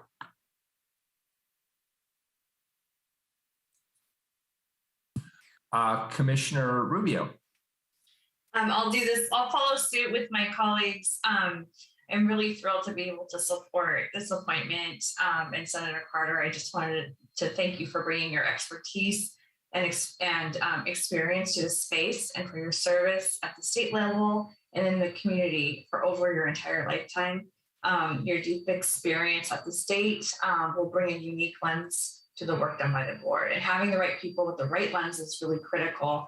And we are so fortunate and honored to have Senator Carter's lens and wisdom in this role. So thank you again, Senator, for your willingness to serve your community once more. All right, and I think we have Senator Carter on the phone right here. Senator Carter, I'm sorry we weren't able to troubleshoot some of the technical problems, but these are the times we live in. My colleagues have all just said very, very nice things about you. And Commissioner Ryan, I'll get to you after Senator Carter. Senator, did you want to say anything? I want to thank you, Mayor, and members of the council for their support. And I want you to know I am honored to be your designee and will serve honorably and not let the council down by any misgivings I might have. And so I'm honored to do so and accept the wisdom of the committee and of you as mayor. So thank you again to all of you. Thank Recording you, stopped. Senator Carter. Recording in progress. Sorry, well, the technology bugs are just everywhere today. Thank you, Senator. And Commissioner Ryan had something to say. Commissioner Ryan? Okay. Sure. Thanks, Mayor, and hello, Senator Carter. It's so good to see you. And I'm excited that we have such a qualified best-in-class nominee to serve as a trustee for the city. Your work is known to so many of us, and more importantly, your warmth, your guidance, your mentorship is appreciated by me and I know other colleagues. And your work at Oregon Department of Human Service was so pivotal. Anyway, having your expertise on this board will be so helpful. I can't wait to see what you will offer to our city, and I'm so honored to vote aye. Thank you. And Senator, we also heard from all of the other commissioners, Commissioner Rubio, Commissioner Hardesty, Commissioner Mapps, and they also expressed their strong support for your candidacy and are so appreciative of you stepping forward. Keelan, do we have any public testimony on this resolution? No one is on the call for this. Please call the roll. Hardesty. Senator Carter, thank you for agreeing to serve the city yet again in another capacity. I am thrilled to vote aye. Mapps. I too want to thank the senator for her willingness to serve our city yet again.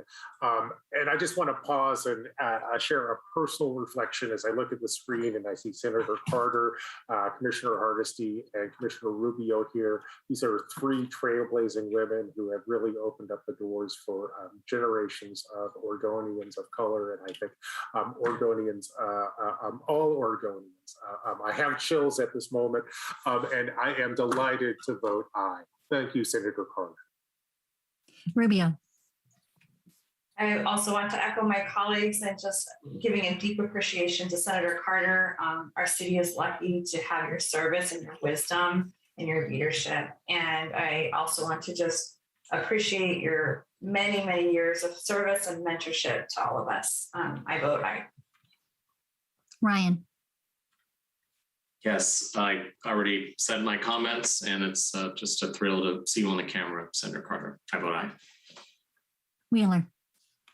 I can't believe that we are as fortunate as we are today to have somebody with the experience, both in the community as well as leadership experience and technical experience as Senator Carter. She's going to be a terrific chairperson for this important function in our city, and we're just really glad to have you and glad to have your energy, your time, and your talent. I'm very happy to vote aye. The resolution is adopted. The appointment is approved. Thank you, Senator Carter. We appreciate it so much. We will move next to item 696 on the regular agenda. Appoint and reappoint members to the Structural Engineering Advisory Committee for terms to expire June 26, 2024. Commissioner Ryan. Yes, thank you, Mayor.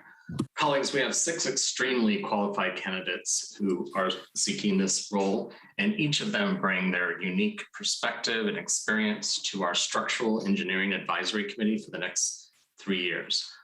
Amit Kumar will take it away from here and give a little more information about our nominees. Please take it away, Amit.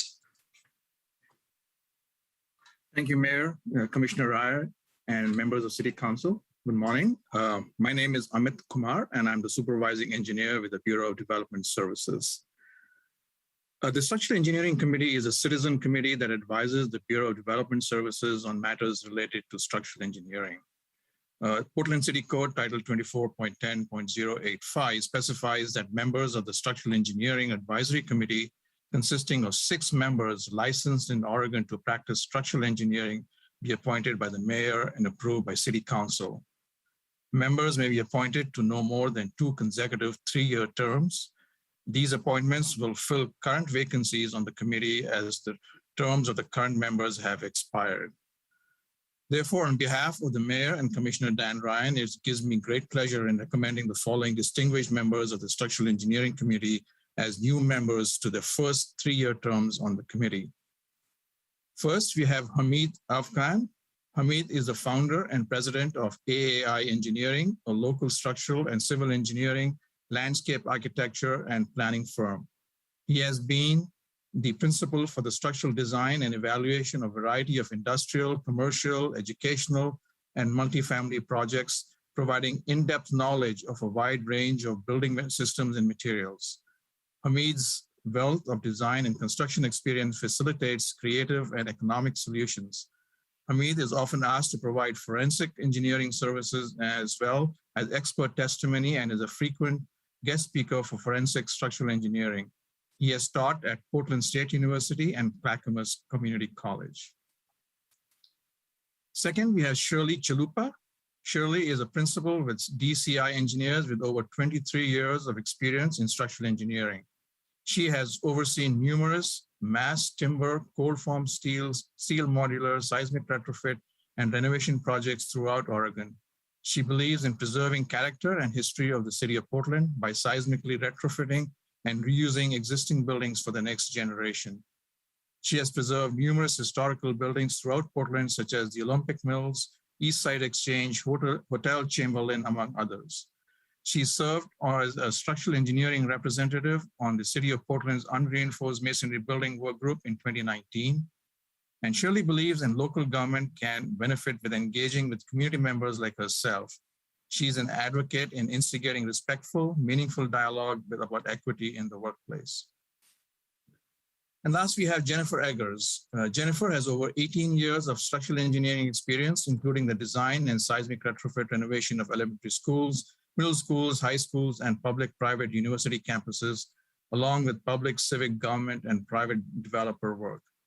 Jennifer has vast experience with seismic evaluations and on retrofitting of existing buildings, and currently serves as the Vintage Building Committee Chair of the Structural Engineers Association of Oregon. Jennifer also has experience in the use of alternate materials such as fiber reinforced plastic and evaluations using alternate technologies such as base isolation. In addition to the above mentioned 3 new members, we are recommending that we reappoint 3 existing members so as to provide continuity on the committee. The 3 existing members whose reappointment is being recommended have served their first term, and if reappointed, would serve their second and final terms. The first member recommended for reappointment is Clinton Ambrose.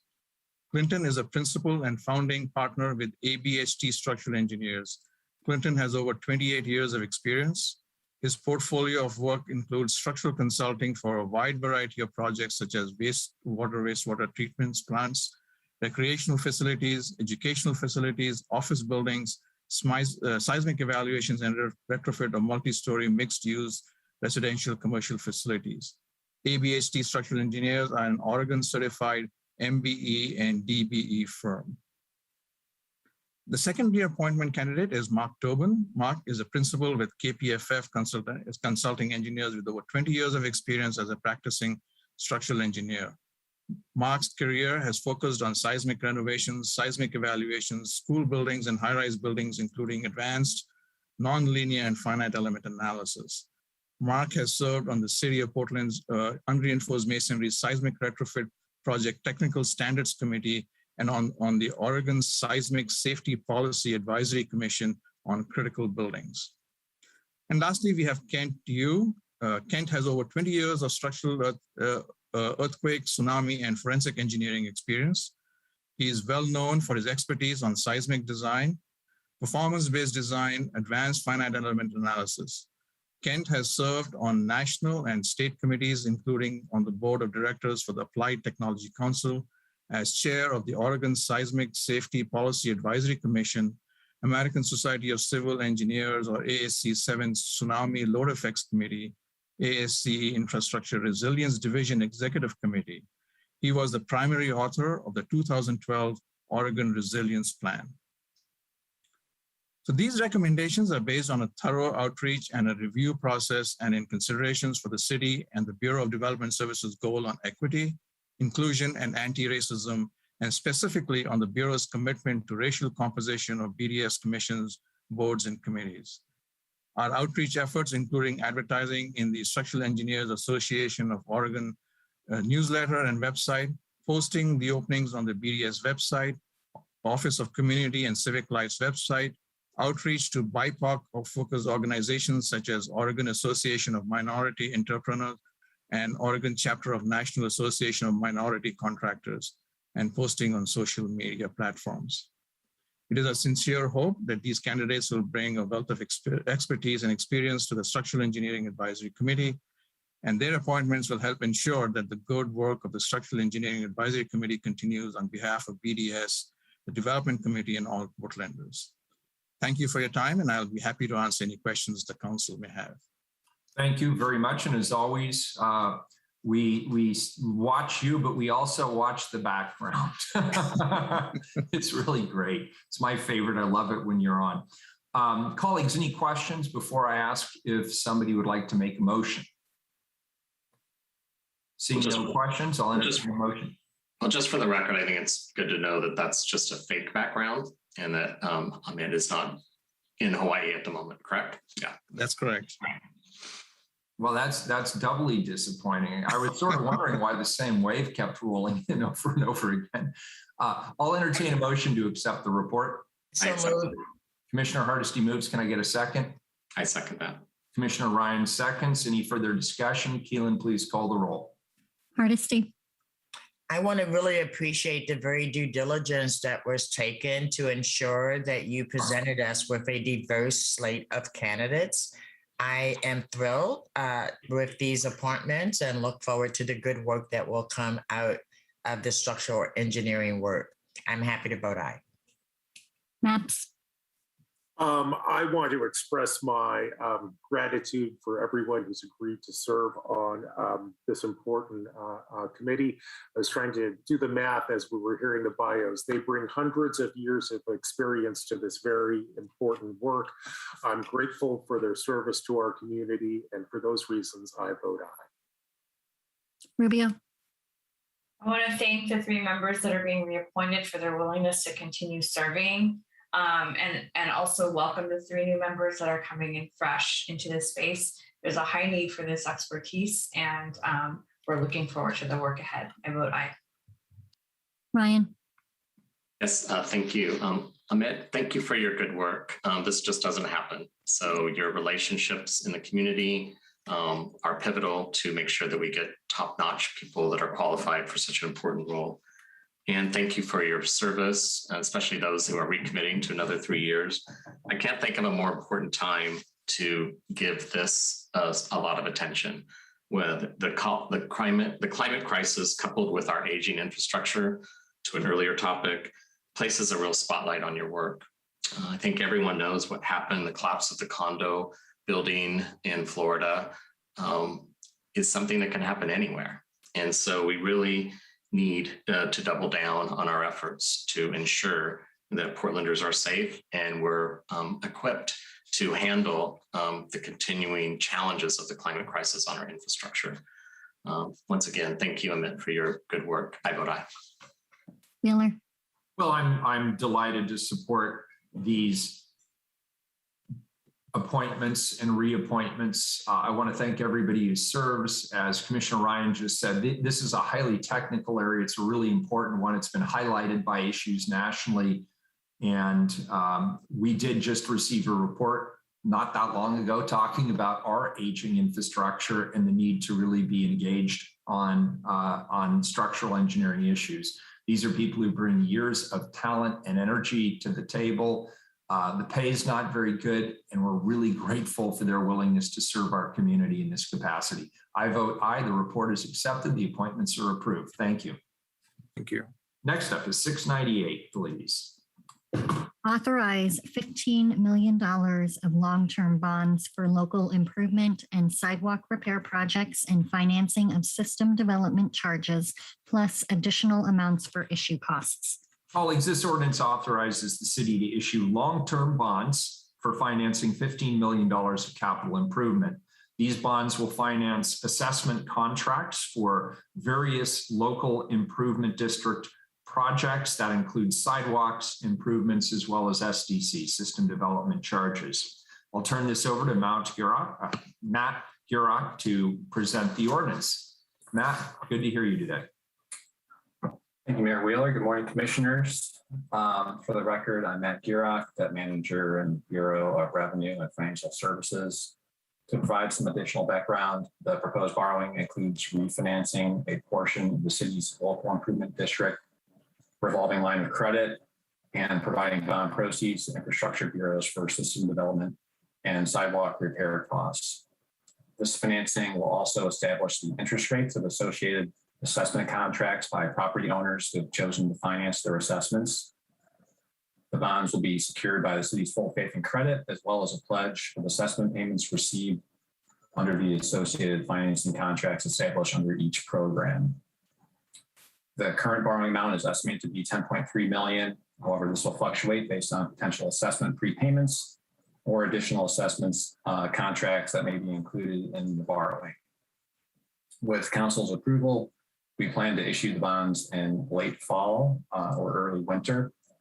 As previously mentioned, this is a normal course of business operation of the city, and I'm happy to answer any questions from council. Thank you. Thanks, Matt. Commissioner Hardesty has her hand raised. Commissioner Hardesty. Thank you. Thank you, Matt. I always appreciate your presentation. And I always have to actually interpret it into plain language. And so let me see if I have a plain language understanding of what we're doing. We're going to bond so that the local improvement districts that we have already committed to will be able to do the street repairs in addition, in conjunction with the construction projects that are already approved and underway. And these projects have been approved by the council and are already in the works. Am I giving an accurate description of what you said? Yeah, that's pretty accurate. The projects are already complete. This is turning out the line of credit that's already was used to finance the local improvement districts. Yeah, I sometimes we talk in a language that isn't apparent to the general public. And so my goal was to try to put it in plain speak so that those who are listening in or will see the recording later will understand what we're doing. You're absolutely right. We do this on a regular basis. It makes perfect sense. And thank you very much for being here. Thank you, Commissioner Hardesty. Any further City Council questions? If not, Keelan, do we have public testimony on this non-emergency ordinance? No one signed up for this item. Very good. This is a first reading of a non-emergency ordinance. It moves to second reading. Next item, 699.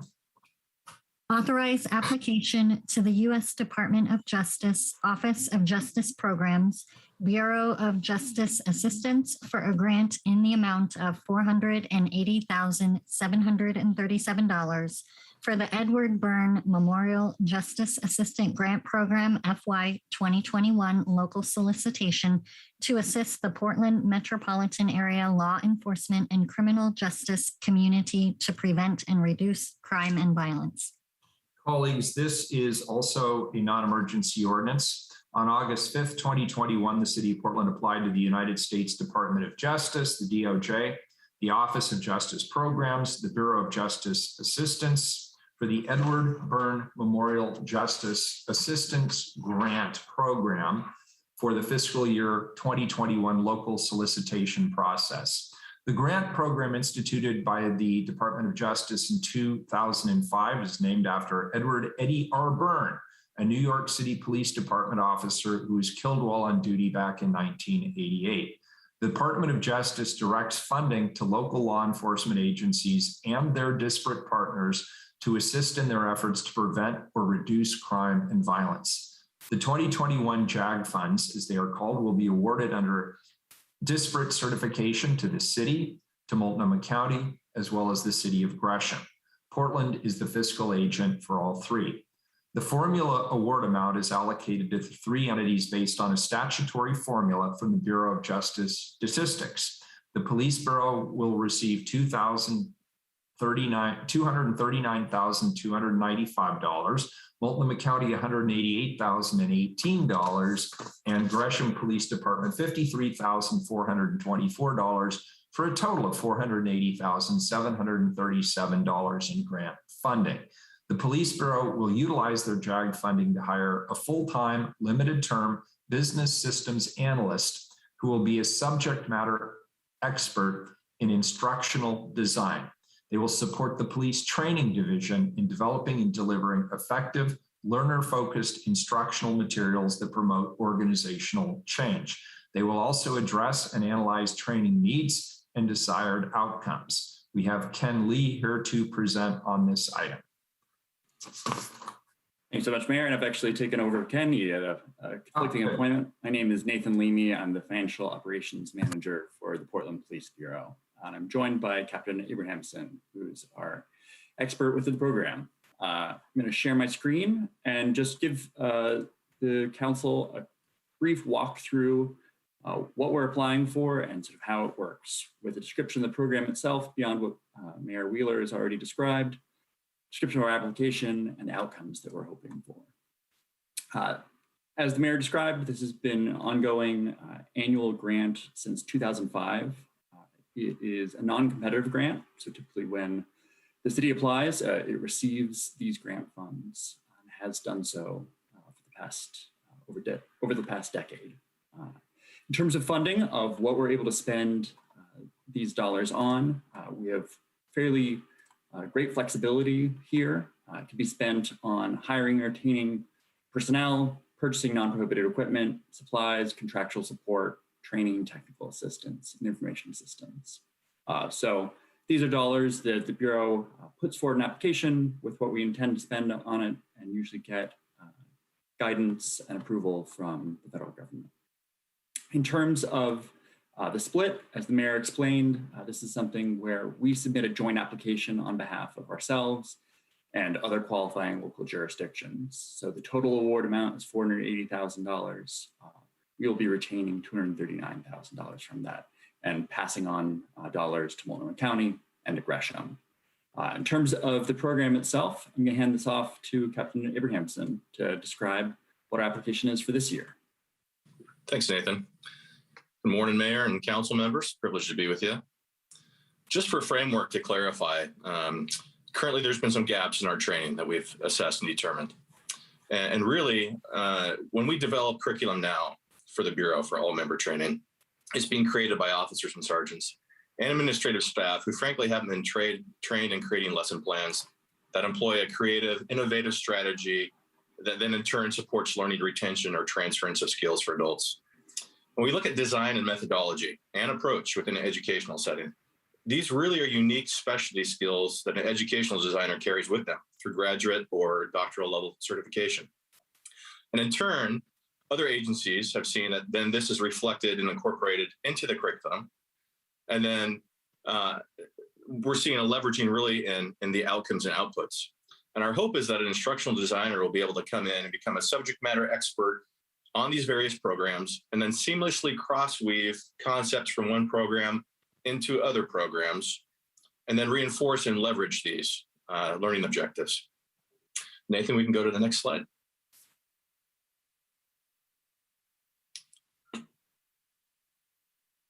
We're hopeful that this position will be working with the Department of Justice, who reviews our lesson plans now, Training Advisory Committee, and other community partners who provide input into our training. Creating quality content, it really is necessary to achieve Bureau goals and then adhere to the level of expectations of our community and the oversight committees. And in addition, hopefully this limits liability of poor training or poor production, and in my belief, which far surpasses the cost of this position. In addition, this position will assist with forecasting of outcomes in the development stage, adhere to cognitive limitations of learners. They'll construct the best cognitive schemas that they can to assist with retention of material, and then relate to multiple intelligences too, which frankly right now is a gap. Also in conjunction with this, we want this position to work with our analyst teams that we have embedded in our training division. So when we're identifying a need or gaps up front, they are assisting in that process and in that conversation and dialogue, incorporating methodology into curriculum at the onset, then that mitigates negative outcomes. And maybe this should have been prefaced first, but if you look at our directive 1500 for training for the Bureau, back in 2014, Directive 1500, when it was created, it actually refers to the curriculum instructional unit or design unit. And there was 2 seats that were created and funded in the training division. And unfortunately with saturation, both employees that we hired that were actually filling this need in the training division for a handful of years left the Bureau. And for the last couple of years, they have gone vacant. And unfortunately, due to funding, they have not been filled. And so we've seen a gap again in the last couple of years. And I think it's paramount that, again, for what has been previously been stated, that this is filled. Nathan, we can go to the next slide. Just some data and stats here. In the first 6 months of 2021, we delivered 69 trainings internally. And the lesson plans and design for this is a heavy lift. And really to determine, again, what best practice is, this is important to staff this position. These trainings consisted of approximately 300 hours of instructional content. When we look at specifically delivering skill-based educational content, we really seek to create and deliver the highest quality training that we can to our members. And we recognize that there's a correlation between the creation of quality training and, again, the outputs that are demonstrated and then ingrained into our membership and then distributed to the general public. And in turn, I believe this will provide a higher level of service and skills and outcomes which either reflect poorly or they benefit our Bureau. So with that, thank you for your time.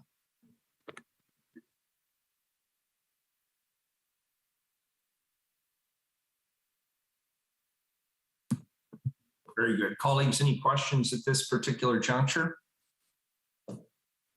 Keelan, do we have public testimony on this non-emergency ordinance? No one is on the call for this item. Very good. Then this is Commissioner Ryan has a question. Yeah, I just have a quick question. When Captain Abrahamson referred to 69 trainings so far in 2021, I got the impression that's lower than what, 2019? Is that a number that we should be concerned about? I just couldn't tell from your report. No, that is just for reference, and it fluctuates some, but really we have requirements by the state to meet so many hours, and so that training remains fairly constant for the most part. We did transition this past year, obviously with COVID, to online to LMS and more online learning. But those trainings, they're very time consuming, and again, the creation of those lesson plans. You're looking at anywhere from 4 to 10 pages contingent on what the topic is. Well, thank you for being so adaptable. Very good. Excuse me, ma'am, if I may ask, what is LMS? Thank you. LMS is a common term for a learning management system. It's just a platform. It's online. The city has City Learner. That's an LMS. Thank you. Yeah, these acronyms, gotta love them. Appreciate it. Thanks. Thanks, Commissioner. Good. With that, then, this is the first reading of the Commissioner Ryan, did you have another question? This is the first reading of a non-emergency ordinance. It moves to second reading. Next item is item number 700. Authorize intergovernmental agreement with Oregon Department of Transportation for reimbursement for work zone projects, traffic enforcement. Colleagues, this ordinance will authorize the Portland Police Bureau to enter into an agreement with the State of Oregon Department of Transportation for safety and traffic enforcement within the state's roadway construction zones. The state is moving away from a grant-funded safety and traffic enforcement model that they've used for over a decade and towards a reimbursement model for the same work. I would like to welcome Lieutenant Darkle and Nathan Leamy, who are here to present on this item. Good morning. Wonderful. Thanks so much. So again, I'll be walking you through the program itself, the IGA structure and delivery and outcomes. So Sergeant Hull will have introduction here on the program itself. Good afternoon, Mayor and City Council. Just a quick point of clarification I want to make. The program itself is out there to protect the work zone workers. So the work zone typically consists of machinery on the roadway with active traffic around it, but it also primarily consists of boots on the ground, people walking around, focused on their job, not necessarily concerned about traffic as they are their job. So we're there to protect them. And traffic's going by. There's a lot of variables that could end up hurting them. So in terms of the sort of funding structure and the change itself we're seeing here, this is an ongoing grant that we've had in the past where we've received funding from the Oregon Department of Transportation to have officers out on the streets in construction work zones, on ODOT facilities. There's a shift that the Oregon Department of Transportation has chosen to make in terms of how they fund, rather than having this be an application with a grant that goes year over year. Instead, they'll be shifting to a reimbursement model. In a practical sense, it's not going to make any significant changes in terms of what we can or will do. One shift will be that rather than just allowing for overtime, we would be able to charge for straight time as well. Another shift is around a match. It's fairly common when you're working with federal grants or state grants that you'll have a matching component where they want the agency to put some skin in the game. So if they're giving you $10, they want you to have spent $1 of your own money in order to make sure that you're putting something in as well. Previously, we had a match with the grant. With this reimbursement model, we'll no longer be required to have that specific match.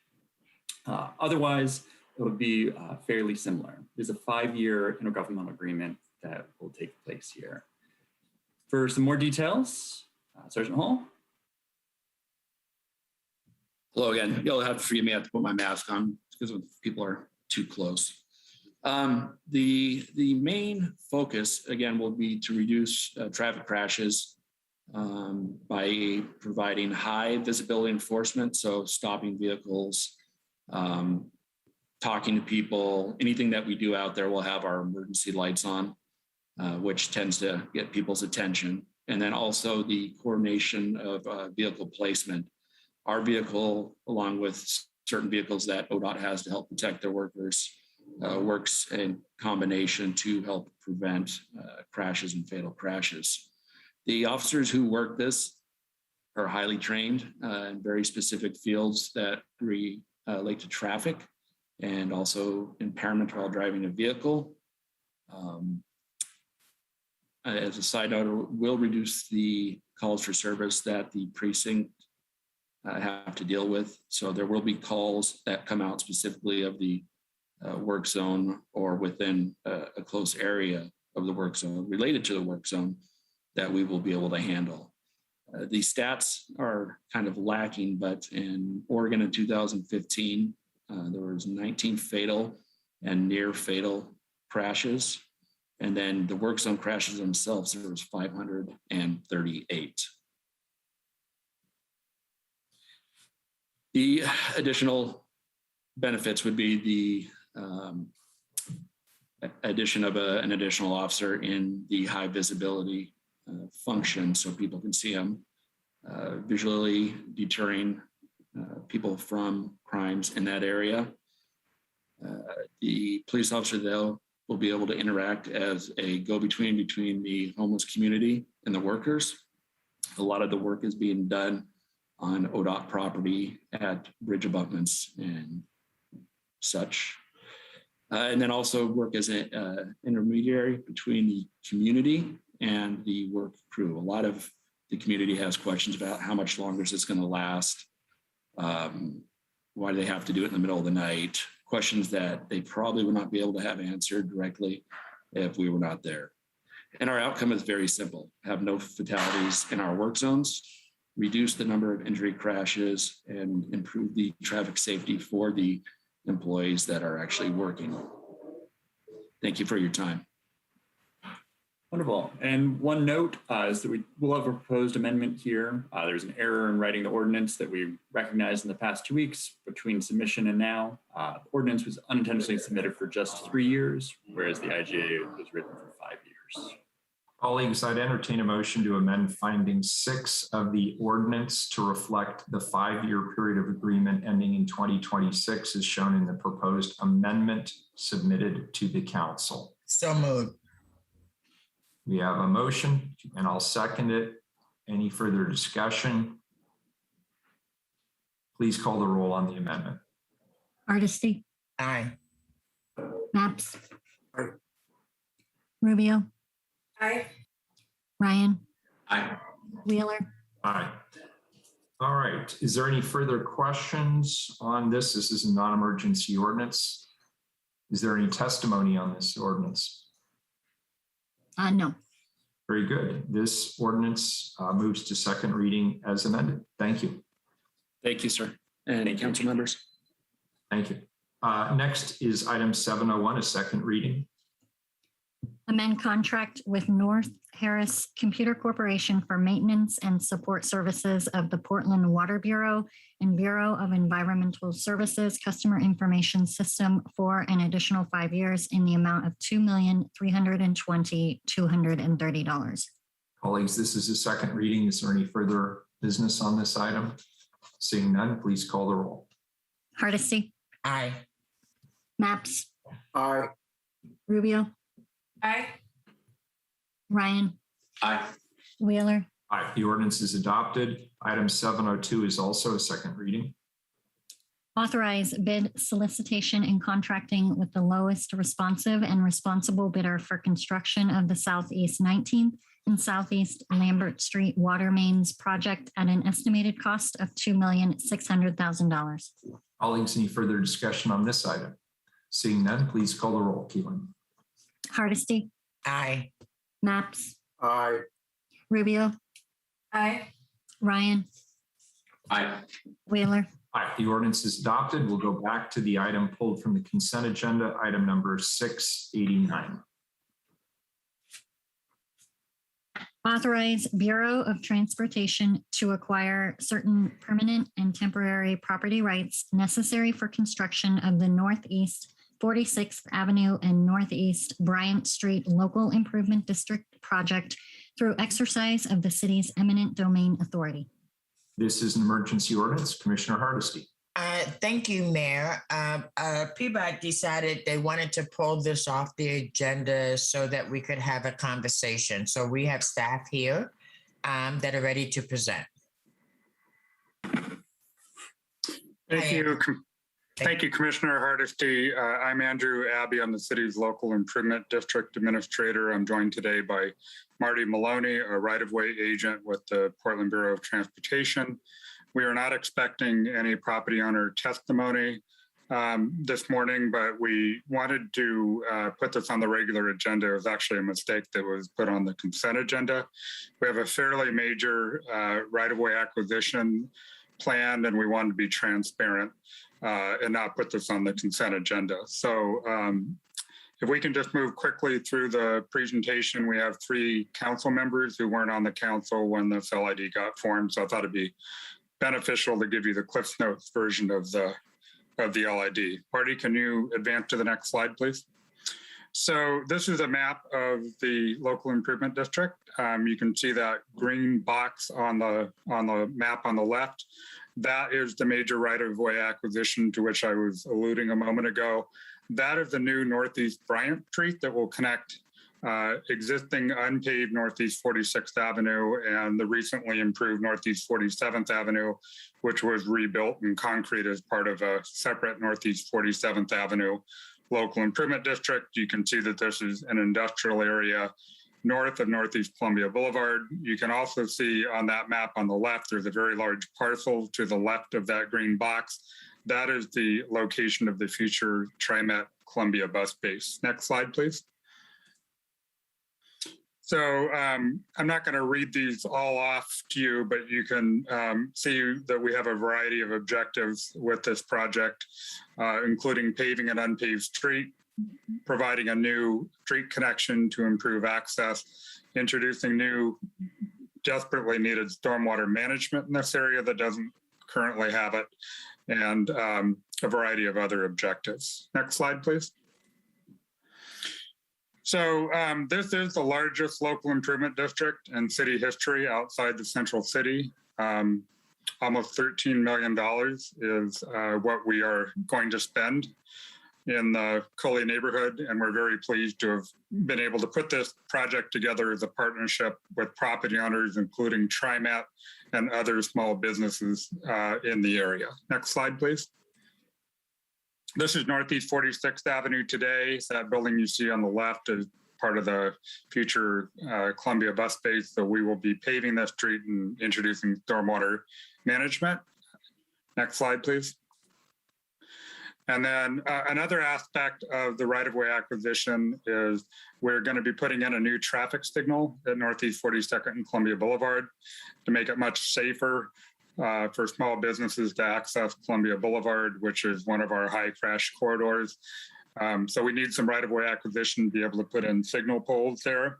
And as you can also see from this picture, we have a fair amount of alligator asphalt concrete, or excuse me, alligator asphalt pavement, and we're going to be rebuilding that in concrete for all of the hundreds of TriMet buses that will be traveling over that Northeast 42nd Avenue roadway when they start and end their run during the day. Next Excuse slide, me, please. Andrew, if I could go back just a sec. What did you call this pavement? A zebra pavement? What is a zebra pavement? Alligator pavement. Alligator pavement. Yeah. Okay. So if you think of a skin on an alligator, you don't want your pavement on a street looking like the skin on an alligator. You want it to be nice and smooth without a bunch of cracks in it. So okay, I thought, do we have alligators around here? I didn't know that. Thank you. No, we're not moving to Florida, Commissioner Hardesty, but thank you for the opportunity to clarify that. So I just wanted to show you that this project is located in Coley. One of the things that we really try to do with the LID program is think about equity and areas of the city that have been traditionally underserved with infrastructure. So one of the things that made me so pleased to be able to help put this LID together was we have a much higher proportion of unpaved streets in Coley than we do the city as a whole. It's more than triple. Conversely, you're less than half as likely on a street in Coley to have a sidewalk on it as citywide. And this is the most diverse neighborhood in the city of Portland, lower economic means. These are exactly the people who need options to walk and bike and do so safely and not have to drive their car. So we're just really pleased we're able to put together such a large LID here in Coley. Next slide, please. And then what I also just wanted to show is one of the things that we're trying to do as part of our goal to reduce carbon emissions and fight climate change is we want more people on transit. Well, if you look at this slide, you can see that when we put the LID together in 2018, 38 years had gone by. And you can see from that slide that transit service hours in the TriMet service district have more than doubled over that past 38 years. We're still getting by, or I should say TriMet is still getting by with 3 bus garages. So they're bursting at the seams at 2 out of the 3 bus garages. And so TriMet very strategically wanted to locate this new bus garage because it will minimize the amount of deadhead time. And deadhead time is just taking a bus and sending it around town to start a route where it isn't picking up passengers. And so this will reduce costs for TriMet and enable expansion of transit service, which segues into my next slide, Marty.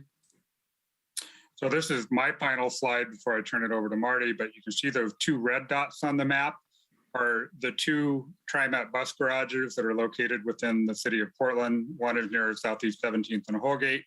The other is near I-205 and Powell. Both of those garages are completely full and have no more room to park any buses or have more operators operating out of them. So what we have right now is a very strange scenario where, for example, you could be riding a bus in Northeast Portland, and that bus that serves you in Northeast Portland could be coming from that bus garage in Beaverton, which is shown with the yellow dot there on the map. So what we want to do is to move those buses away from the yellow dot to the green dot, which is the new Columbia bus base, and let the buses on the yellow dot primarily serve routes in Washington County. So it's just more efficient for TriMet and will again accommodate expansion of transit service. So with that, I'll turn it over to Marty for the next slide, and he's going to walk you through the details of the property rights ordinance. Thank you. Hello, Mayor and Commissioners. My name is, for the record, my name is Marty Maloney with the Peabody Right-of-Way. Agenda item 689 gives Peabody the authority to compensate affected property owners for the needed property rights and, if necessary, to condemn for these property rights associated with the project. Permanent and temporary rights from 17 individual properties have been identified as necessary to construct this project. The project will also require personal property relocations from 2 separate files. During the right-of-way phase, the project will provide relocation advisory assistance as well as warranted moving cost expenses to affected owners as well. Property owners have been informed of the project need for these property rights and were invited to attend this reading. So that completes the presentation. Thank you very much for your time. And if council has any questions, we'd be more than happy to answer any of those at this time. All right, Commissioner Hardesty. Thank you. And thank you both. I'm so glad you took that off the consent agenda because this is huge for the colleague community. And I guess my question is the how. How are you? I mean, because I know the Collie neighborhood, and I know that I know the demographics of that community. This is really impressive work that you've been able to put a LID together that will have significant benefits, not just for property owners, but for all the people who live in the Collie community. And I know we're getting late on the hour, so I don't need all the details, but I'm just curious as to, because you did mention, Andrew, that this is one of the biggest LIDs outside of the central city. And I think there are lessons here that we can learn as we continue to come out of this pandemic. Thank you, Commissioner Hardesty. I'll be very brief because I know the hour is late. I just make a couple of quick comments. This is not a residential LID. This is a commercial LID. So that is one of the things that made this LID more viable. I would also point out that TriMet is paying over 3/4 of the cost of the LID, and TriMet is the developer on this LID. So it was a good financial balance between existing and new property owners. And 2 other quick points before I wrap up. One is one thing that I think will be very beneficial from this LID is when TriMet opens up the Columbia bus base, they are going to be providing living wage jobs for people who want to become operators and mechanics. TriMet has had a really hard time hiring for those positions, but this is a great opportunity for people in Coley and other nearby neighborhoods to apply for those living wage jobs once the bus base opens. And then lastly, I would just mention council heard a presentation this morning on asset management. We incorporated that into this LID. So The reason that we're rebuilding Northeast 42nd Avenue in concrete is we don't want that to continue to be a maintenance issue over time. So we're spending a little bit more in the way of capital dollars now so that it significantly reduces the ongoing maintenance cost for that pavement. So that's just kind of a overview of my perspective of the LID, and I'm happy to answer any further questions that council might have. Thank you. That was really helpful. And I guess my last question would be, do we know whether this is going to be the electric bus terminal, or are we going to be having diesel guzzling buses in Cully? Because we already have enough pollution in Cully. Yeah, Commissioner, I don't know the exact timeline, but I know that TriMet has committed to a time frame where they're looking at a different propulsion source, for lack of a better term, for their buses. I will also just tell you, Commissioner, that I have been working with Pacific Power and also TriMet's design consultant for their private development. We are looking strategically about, okay, so when buses get electrified, assuming they are electrified, do we have a spot to put that really, really heavy electrical substation in?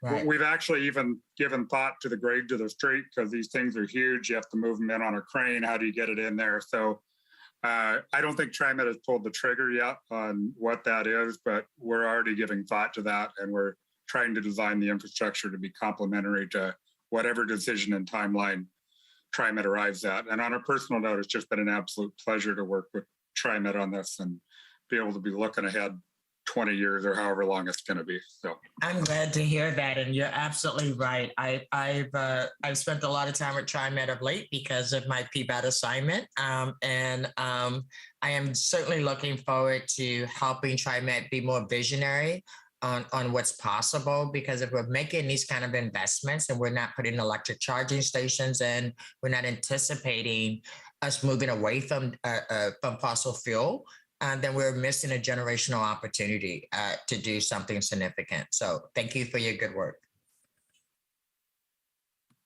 All right, any further questions? Keelan, is there any public testimony on this emergency ordinance?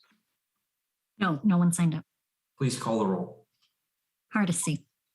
Good work. Thank you. I vote aye. Maps.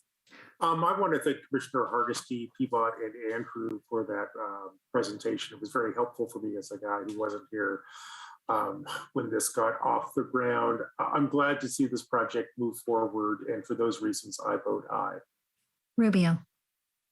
I want to thank everyone for the very informative presentation. I'm eager for this project. I vote aye. Ryan. Yes, thank you, Commissioner Hardesty, and thank you, Andrew and Marty. That was a great presentation. Traffic spots on Columbia, major investment in a neighborhood that we've undervalued for too many decades. And thank you for educating me on alligator asphalt and deadhead time. And I did live in Eugene in the 80s, so that had special meaning. I vote aye. Wheeler. I can't follow that, so I'm just going to say aye. Thank you for a great presentation. Thank you, Commissioner Hardesty. This is absolutely going to spur much needed investment in this part of the city. So it's all around great. I vote aye. The ordinance is adopted, and we are adjourned until 2 p.m. Thank you, everybody.